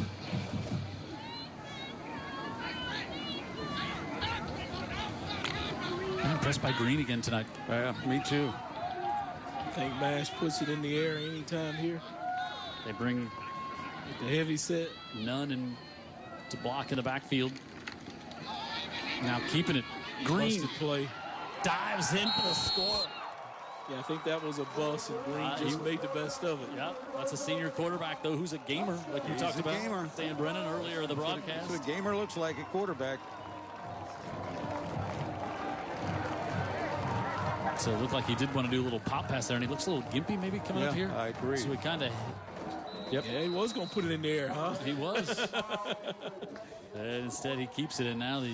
Yes, he may have paid for it there. Hopefully that young man's okay. Yep, not looking bad. bad. Had a great night. We don't want him to have a bad morning. Grayson Miles sneaks that one in to the far upright. He stays perfect on the night. St. Paul's with their 5th touchdown tonight.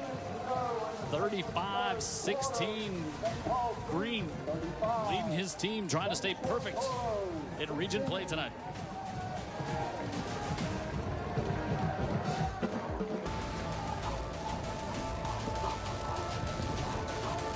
St. Paul's on top of Spanish Fort.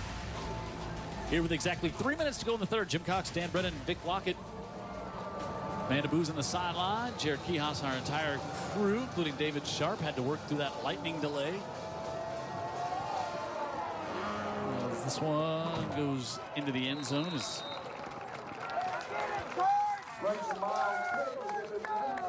Grayson Miles with the big leg there, and now Spanish Fort will come back out here on offense. 73 yards on that play, 7 plays, 3 minutes and 8 seconds. And St. Paul's offenses look so impressive here tonight. The reverse, the opposite really can be said about the Spanish Fort defense. And we've seen them 3 times this year, and on the scoreboard, it's not been pretty.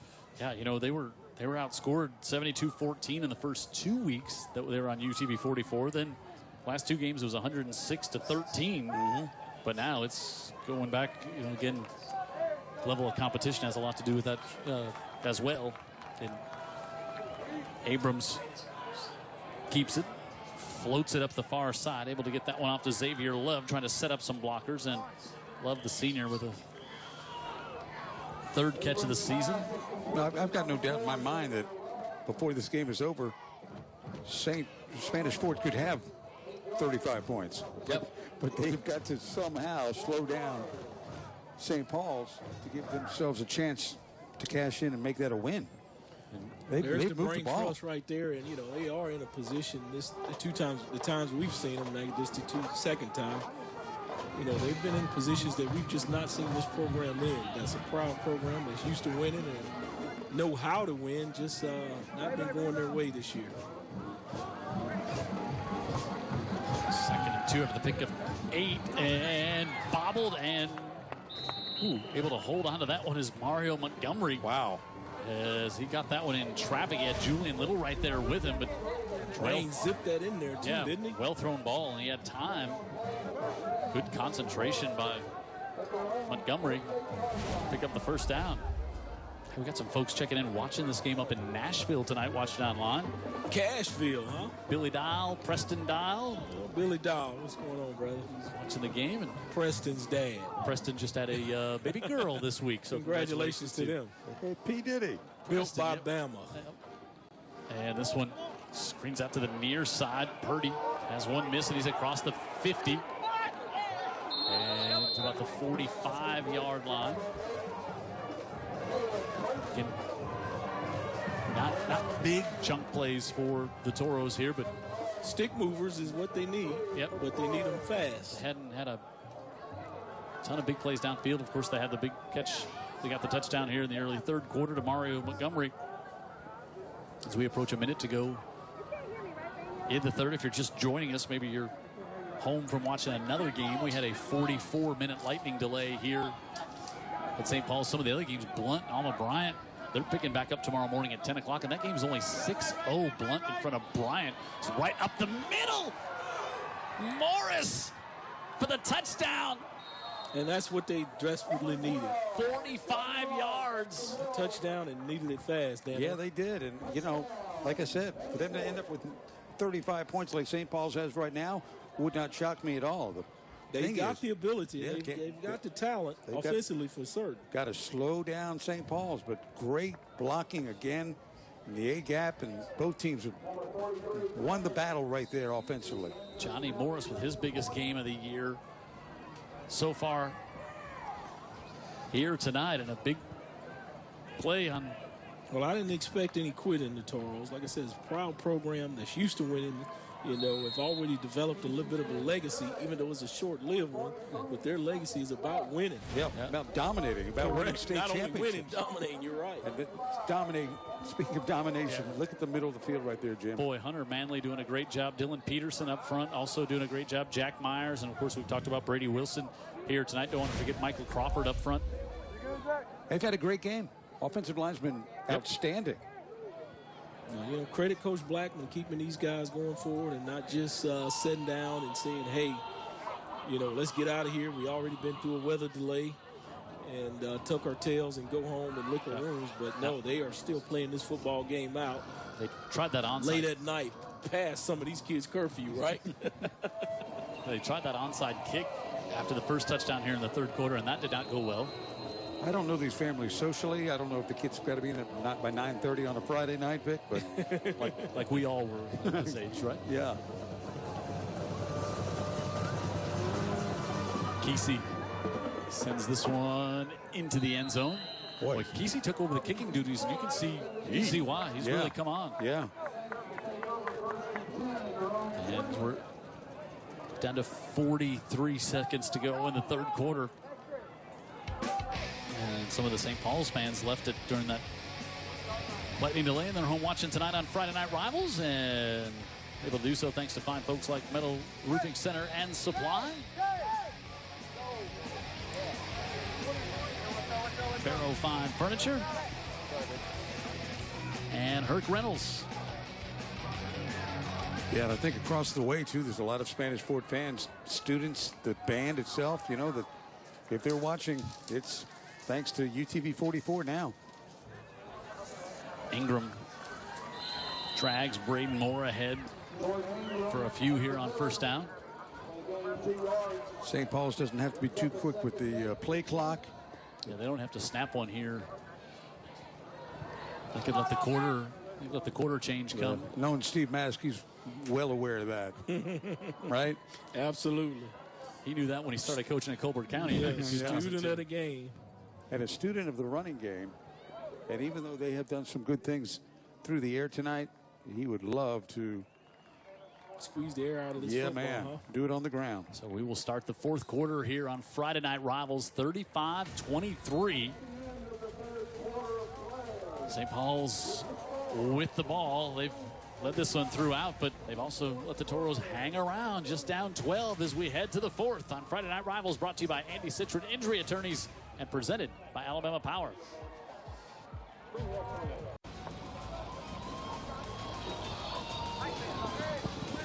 Oh, about an hour ago, we couldn't have seen the moon because of the storm that rolled through here, delayed us for 42 minutes. But we were just on the fringe of it, thank goodness. But those who got it, just north of us, yeah. Somebody's cleaning up their yard tomorrow. Well, Lockett got some fluids in him at the half and was able to battle through here. Jim Cox, Dan Brennan, Vic Lockett, Amanda Booz down in the sidelines, Jared Kihas.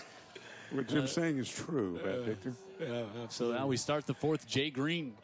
That one goes off the hands of Phil Johnson. Little crisscross route by the receivers there to Mess with the defenders. Green saying that one was on him. Legal pick play. Okay. So now you got 3rd and 8 here, boy. If you're the Toros, you get to stop, get the ball back. Oh, big. You know, it's a 12-point game, and you're just starting the 4th quarter. And Oh, yeah. You've had more momentum and bigger plays here in the second half. That's lasted just one quarter.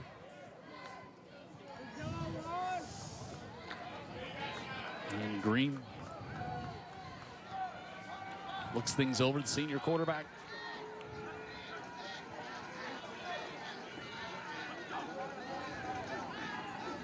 Green looks to the far side, wants to pull it down and scramble. Has some room in front of him, makes a nice move at the 25 and now crosses all the way to the 40 and slides to stay in bounds at the 40-yard line. That was brilliant.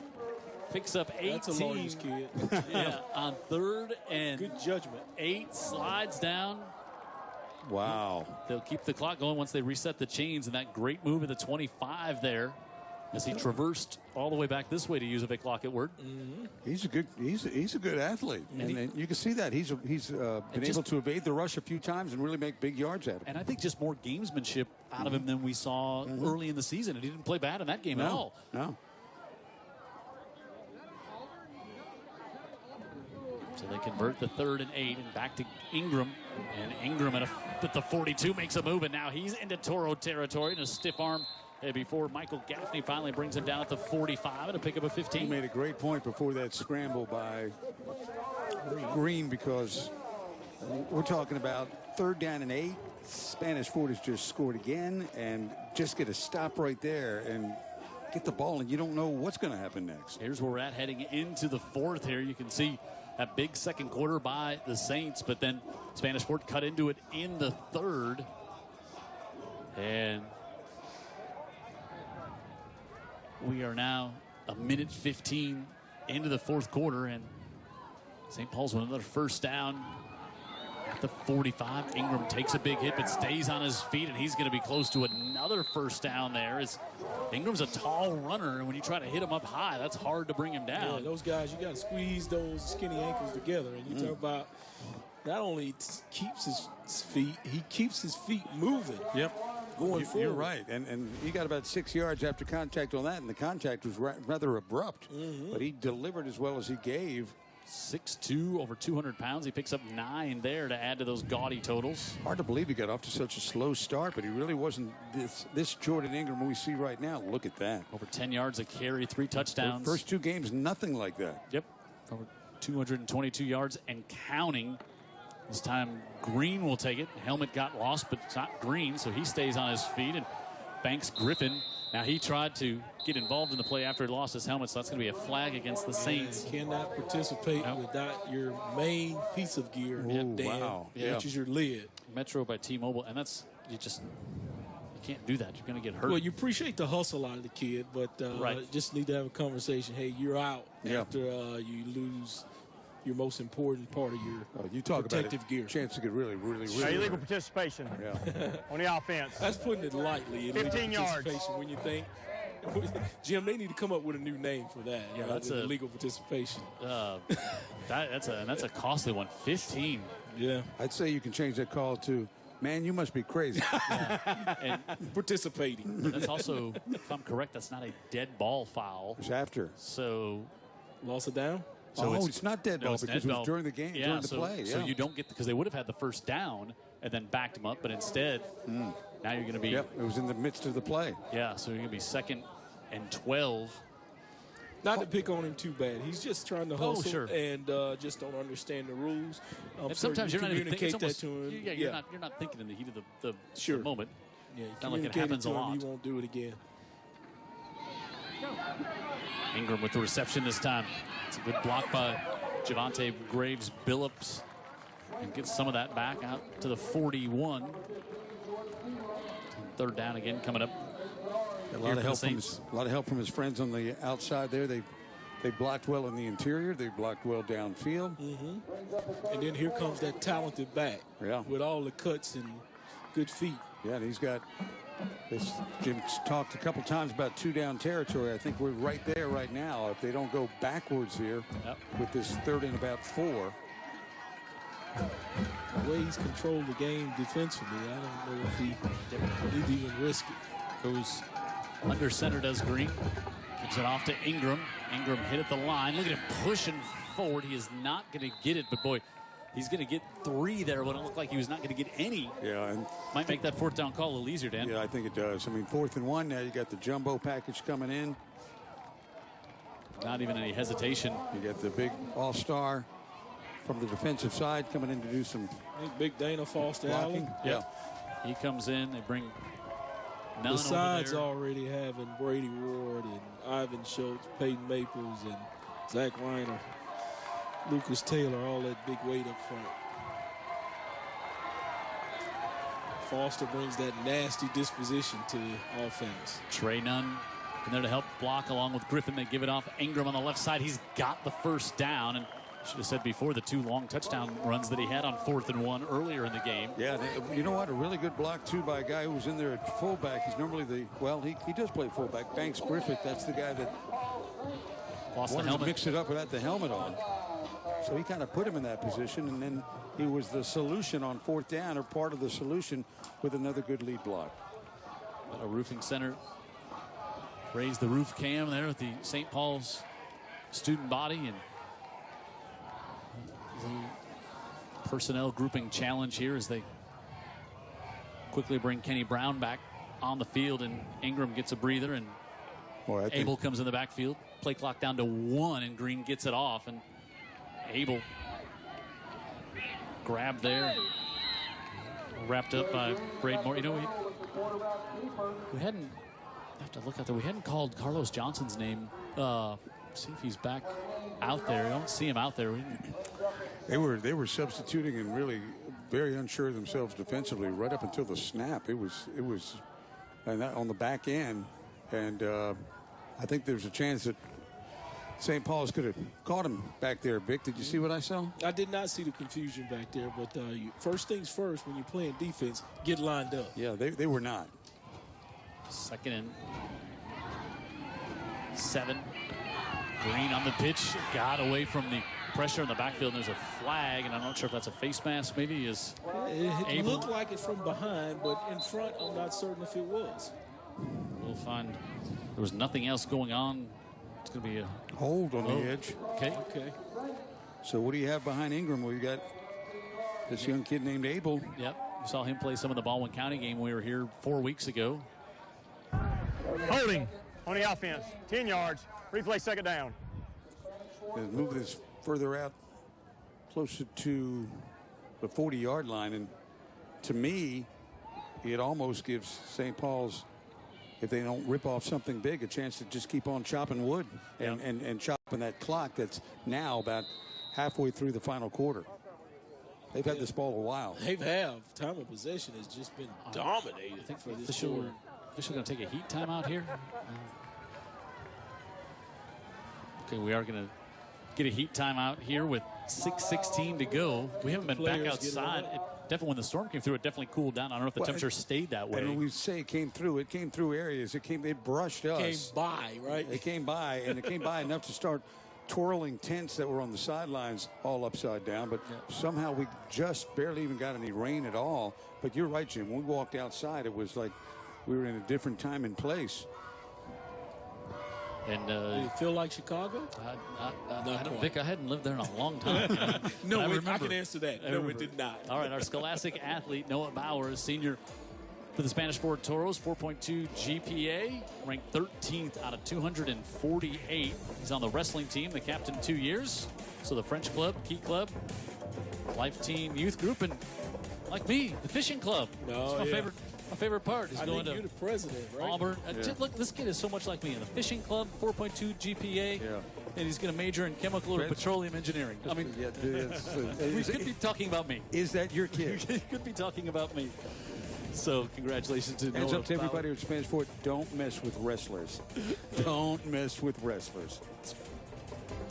And let's find out who our Scholastic athlete is for the St. Paul Saints. It is Alex Drum, senior, 4.3 GPA, soccer and basketball. SGA, the Spanish club. Interactive club, also the Avery Club, Astronomy Club, part of Rutledge Fellows, and she is going to go to either Clemson, Kentucky, or Georgia. About that. in the fall. So how about that? Congratulations to Alexis. Great options.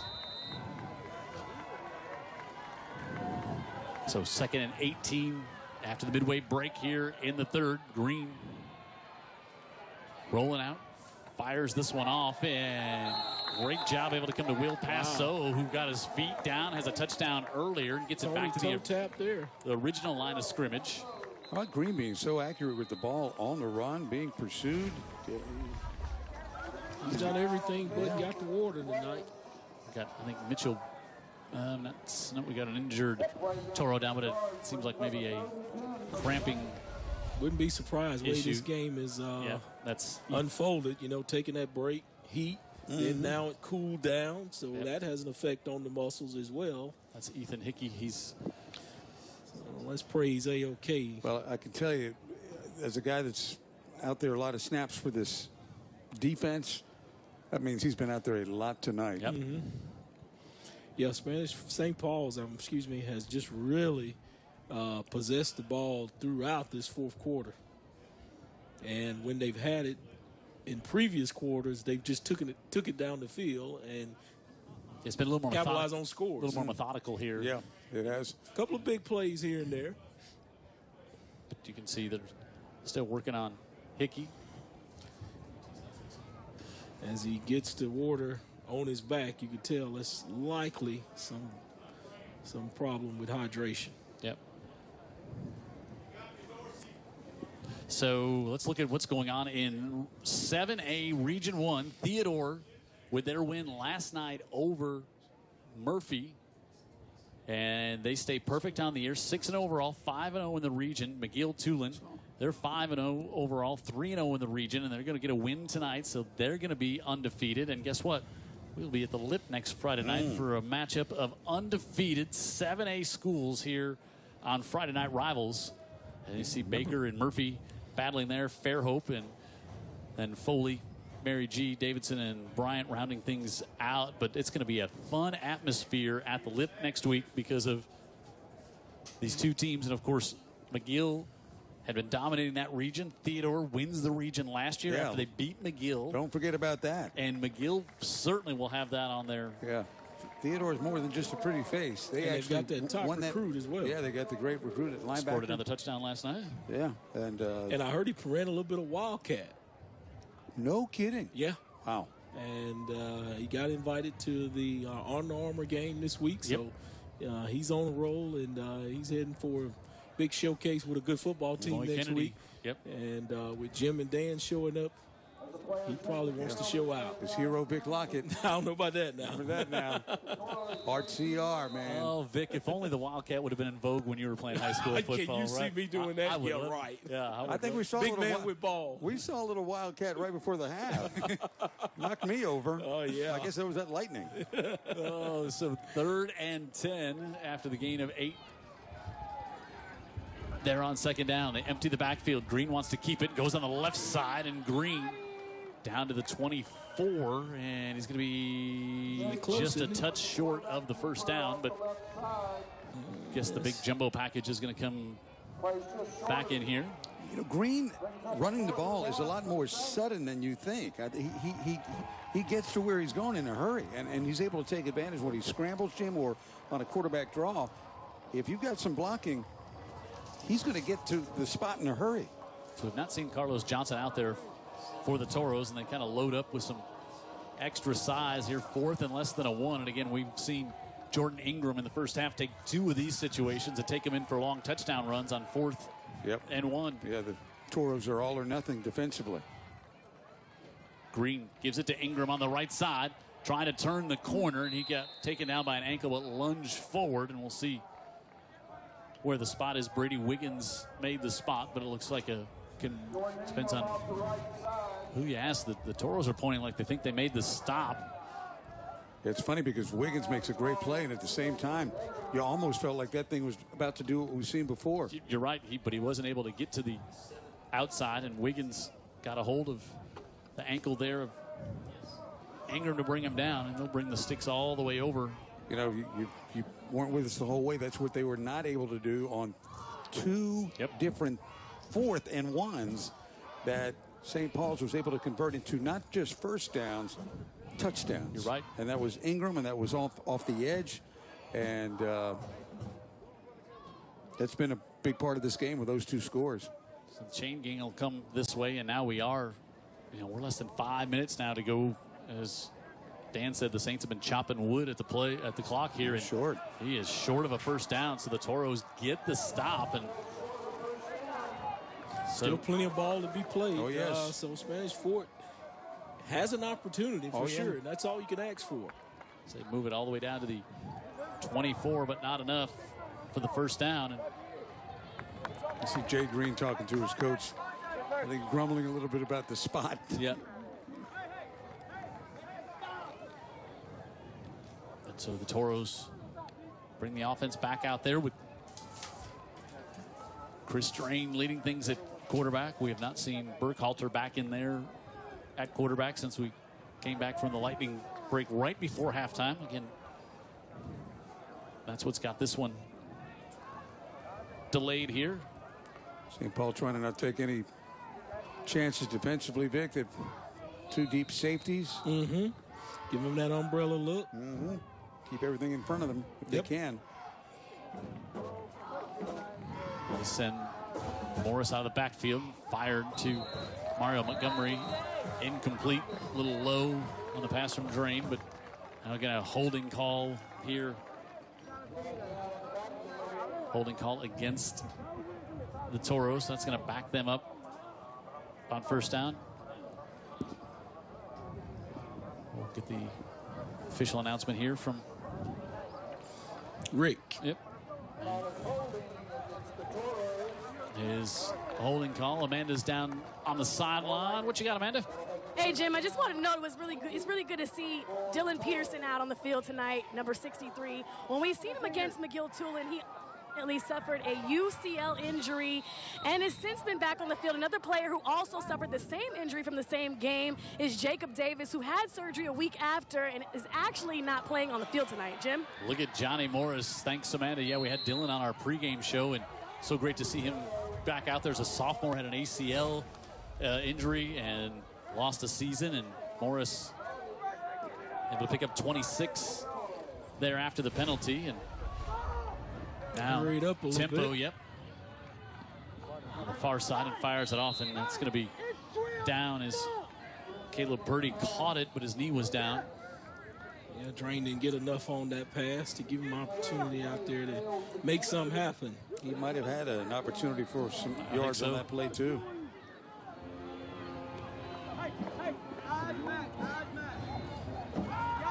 So now they'll come back. On 2nd and 10, high snap going up to get it is Drain on the right side looking to throw. Now he's going to pull it down and keep it. And he goes up and steps out of bounds after he collects the first down. Cross midfield. Yep. First down as we're under 4 minutes to go. 15-yard pickup for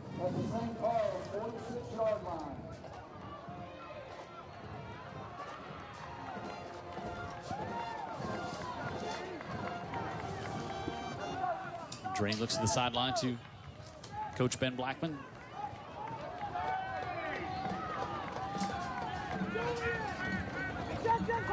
Stepped out of bounds, so this clock not running. Now Drain looks things over, wants to air it out down the right side, one-on-one coverage, but airmailed that one over Travis McGowan, who nobody and home. Zach Gray there, who has a pick tonight, matched up with him. Yeah, like I was saying, Spanish Fort usually has got a couple of good corners and one on the way. And I think they've got St. Paul's or I'm sorry. Well, both of them, actually. But I was talking about St. Paul's, actually, yeah. Hey, how about Coach Bill Lazenby and the Bayside Admirals? They upset number 1 Bloomington 30-26 tonight. Third straight upset win. As getting away from Daniel Allen Foster is Drain, and Drain gets out across the 40. He's going to have another first down. That's a big whiff back there. Yeah, and Daniel that time, and he knows he's upset with himself there. He had him dead to rights right there, but Drain pulls the rabbit out of his hat. Drain pull. Appears down there. Kept it from Appears downfield. So as we approach 3 minutes to go, another first down here for the Toros. Morris, this time Daniel Foster Allen does not have him slip through his hands.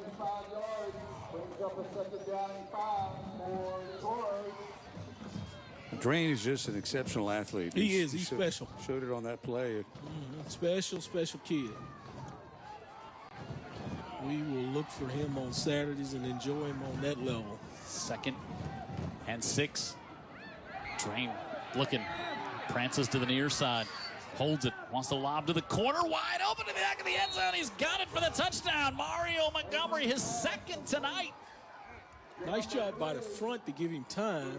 And Drain just kind of drifted over to his left, keeping his eyes downfield. Knew he could have ran and probably picked up the first down, but he knows his team needed that chunk, and they got it. They got it. Wow, look at the patience, too, here. And standing tall in the pocket. Halloween this year, Drain's going to go as Russell Wilson. Yeah. Right. I was thinking the same thing when he just made that toss there. Yeah. And now St. Paul's is going to have to play some D now. Chance to. Their offense is going to have to eat some clock. So Spanish Fort burned that one timeout, you remember, in the 3rd quarter with 6.5 to go. And now 35-30. And we have a lot of football left all of a sudden. We do, and you've got some options here, too, as far as if you don't like the idea that they've been able to run the ball, move the sticks, you kick an onside kick right here and take your chances. And I wouldn't be surprised at all if that's not the strategy that Ben Blackman goes ahead and goes with, because when they have the ball, they've been dangerous tonight. Sure. And when they don't have the ball, they've been very porous. Been a problem, yeah. They've been dangerous in a bad way.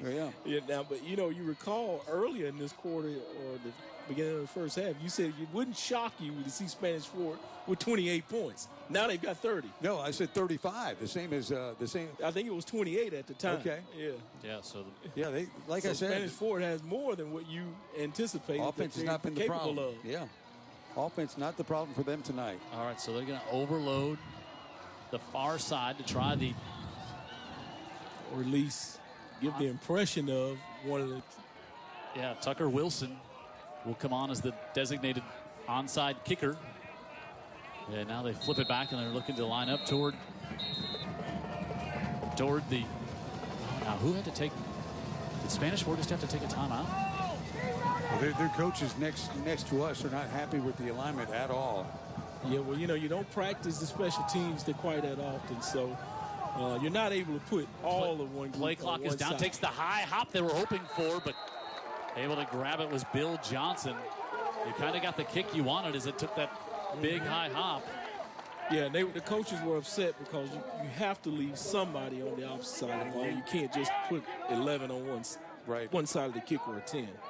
All right, so 2:28 left, 2 timeouts for St. Paul's. So you give them St. Paul's a shorter field to work with. Yeah, but you got to get one. You got to get a stop. Yeah, you just get St. Paul's. You just got to get timeouts. Or you got to get first downs, I should say. Right back to Ingram, and he stood up the line of scrimmage. And see if they take the first timeout right here. Guess they would. As Braden Moore makes the stop down to 2:19 left. Spanish Fort with 1 timeout. Put a little scare into St. Paul's right here. Oh yeah, got to play some ball. Yeah, so one. Can't just squeeze the air out of it and chill out on this drive. So Spanish Fort with 1 timeout remaining. It's a good thing they didn't have to take that timeout when they thought they were a little confused on the special special teams. The kick onside kick. Yeah, you probably would have just gone ahead and taken a penalty as opposed to the timeout there. Timeout, yeah. Yeah. But sometimes you get into panic mode. You make the wrong decision without keeping in regards the entirety of the game. Liger Wolves leading the floor tonight, 22-6. More of our friends on Friday Night Football, Coastal Alabama Community College. Also, Synovus, great partners on our peanut butter and jelly collection, beating the Gulf Coast, and Cousackley's beating the Friday Night Rivals crew each and every week. So McGill-Toolen didn't beat Foley tonight 42-0, so they remain perfect. Sets up the big showdown next week. Right here on Friday Night Rivals. 7A Region 1 matchup of unbeatens next week. So they see Danielle and Foster in there. They got the jumbo package. And I keep forgetting to mention my guy Trey Nunn coming over from linebacker. Yep. Daddy Terry, a Southern Miss graduate. 2nd and 10. Go back to Ingram on the far side, and he gets a couple. And Toros will take their final timeout with 2:11 left. So big third down. Yeah, and even though St. Paul's hasn't been much on punting today, you wonder if they don't get the first down here. You know, what a decision that'll be. Yeah, so if they don't get the first down, it's going to... I think they'll punt if they don't get another yard for sure. Under 1:30 when they punt it off. So what Spanish Fort has done and what they have coming up, Baldwin County, that could be interesting next week. Oh, yeah. And if you're just joining us, of course, you've heard the news, if you're a high school football fan, about Anthony Mix Jr., who transferred down to Spanish Fort, but he did not dress out for tonight's game. And neither did running back Jeremy Coleman, who moved into the Spanish Fort district. So neither of those played tonight. So take on Baldwin County next week. Then they go to Blunt. Then they got Gulf Shores. Then they got Saraland to wrap things up. But the Saraland game be a home game in the region. But boy, to close out your season, you got a scrappy Baldwin County team. You got Blunt and you got Saraland in your last month of games. Nothing easy. And then St. Paul's on the road next week. 3 of their final 4 on the road after the home game here tonight. And see what the Saints have. So, all right, 3rd and they call it a long 4. First down here. Heavy set under formation again. Going to be closer to 6, Jim. For the Toros with no timeouts remaining. Ingram breaks 1 tackle, still on his feet, and he's going to be a little short. Right there at the sticks. That's what I'm saying. It was all him with the leg drive. Oh, yeah. And this is exactly what I'm talking about. Do you punt it right now, give them the ball back, or do you just say, we win the game right here? It's first down. The referee signaled first down. They just need to kick the sticks on out. Wow.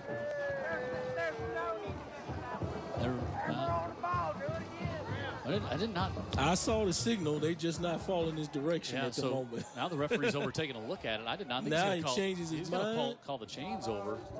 And he changed his mind. I know my eyes didn't fool me there, but he certainly stood back and said first down. Wow, I did not see that call. I saw all the Saints fans. David Sharp up here in the booth, our statistician, was very emphatic with the first down call. But he's pretty much on the line where his position is in the booth. So, yep, he's right there. Okay, let's see. I mean, if you got it, now you got 2:02. They're out of timeouts, and you got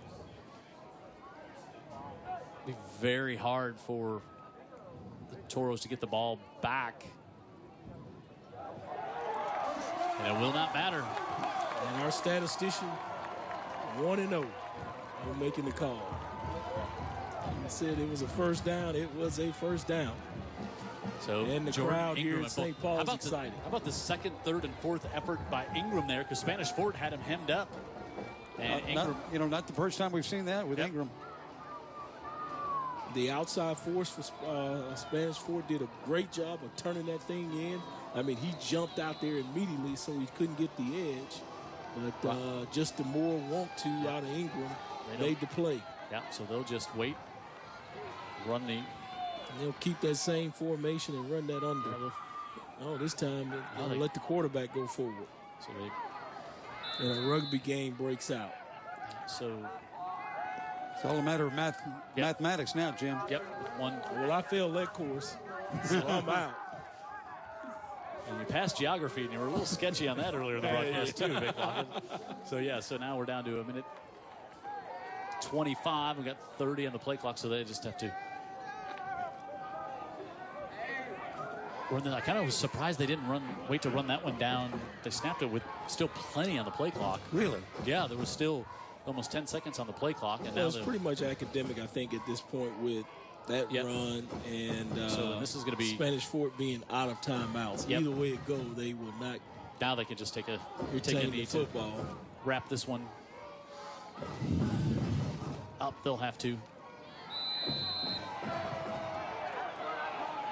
Oh, now some pushing and shoving, and they're saying the ball came loose as he took a knee. So once he took a knee, he was gave down. himself up. Yeah, now lots of flags coming out, but that the Toros had pushed through. You saw Colby Nolan get in there, and the ball came loose at the end of it, and now some tempers flaring and lots of flags. But once he took a knee, he was already he's already down. Yeah.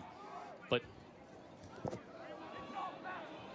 boy, there was a lot going on there. So they're gonna have to snap it one. Well, I tell you what, he's gonna talk to Spanish Fort coach Blackman, and say, look. Yeah, they just have to snap it one. They just have to get one. You would guess talk this is to going to your be boys and tell them, hey, when he takes a knee, that's plays over with. This is going to be. You would think maybe offsetting after the second flag was dropped.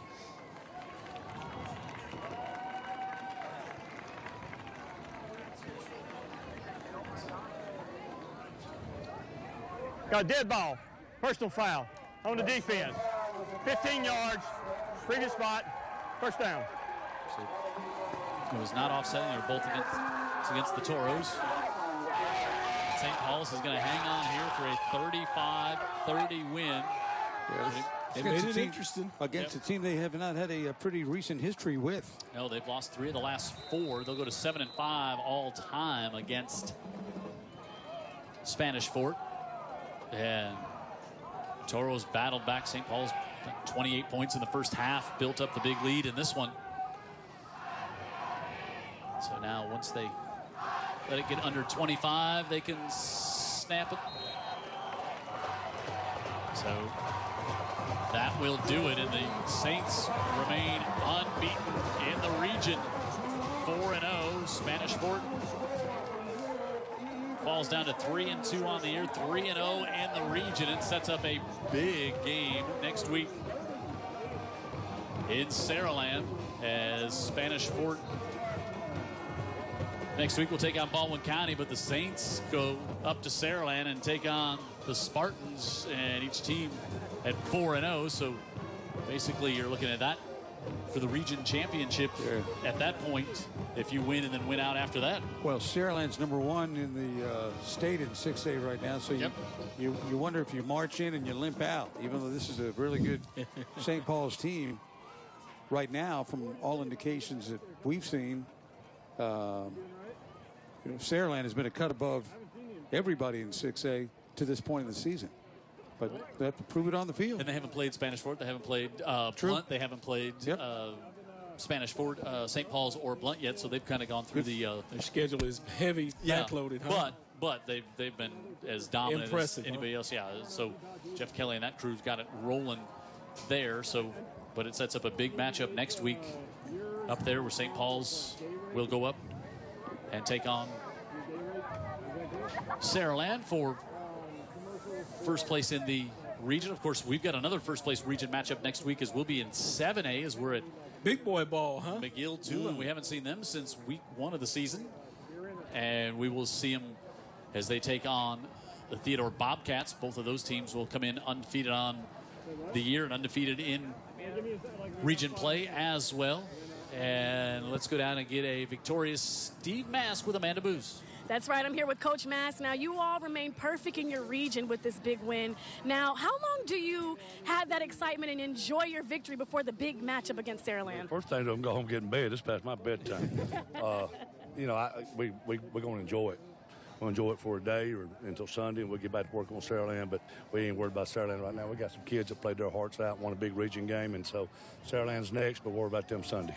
What it's about. Now, any players or anybody that you were really, really proud of tonight? I know it's kind of hard because you're proud of all your boys, but anybody that you want to highlight? Not to notice 15. I mean, it's pretty hard not to notice Ingram, and I thought Jay Green played outstanding with his feet and throwing the ball. They got a good team, give them credit for coming back. But I thought we were a bit flat coming out after the hour delay, but that's football. We did it. Okay. Now, one word to describe your game tonight. Tough. a lot of toughness. And, when they had to have a first down, we got a first down. So very proud of our kids and our coaches. All right, thank you so much, Coach Thank Mass. you. Have a good night and get some rest. Jim? Thanks, Amanda. Thanks, Coach Mask. He had 230 yards tonight on the ground for Jordan Ingram. And Jay Green, a great night as well, and Johnny Morris for Spanish Fort. But it's a big win for St. Paul's here tonight, and give Spanish Fort credit for battling back. But this was a win, like you said just a few minutes ago, Dan. St. Paul's has not had good luck against Spanish Fort lately, losing 3 of the last 4, including some of the playoffs. But this was a bit of a statement win, I think, for St. Paul's in the region tonight. I think it's huge because, again, the St. Paul story, you can't get past it without talking about the fact that they were lifted up into playing 6A ball, not by their they didn't volunteer that opportunity. By their own success. Enrollment didn't change. Right, enrollment didn't change. But you're right, success at 5A. And they acquitted themselves pretty well, but this might be the biggest win they've had in 6A since they've been in the region. I agree. It was a big win for him tonight here, Steve. Steve Mask ran the football, played good defense when they needed to, but he talked about when they needed to get a first down, they got it. It was 2 fourth downs, got touchdowns, then the one to close out the game. Well, that's the way he likes to coach it, and that's the way he likes his kids to play and play with class, play good defense, run the football, get out here with a victory, and enjoy it for one night. Get on to the next opponent. They've won 5 in a row, so that'll do it for an extended broadcast here tonight from Delaney Stadium after the Lightning delay. Final score 35-30. The Saints get the win. Dan Brennan, Jim Cox, Vic Lockett up here from the booth along with David Sharp. Amanda Booz on the sideline saying good night from St. Paul's, where the Saints are winners again tonight.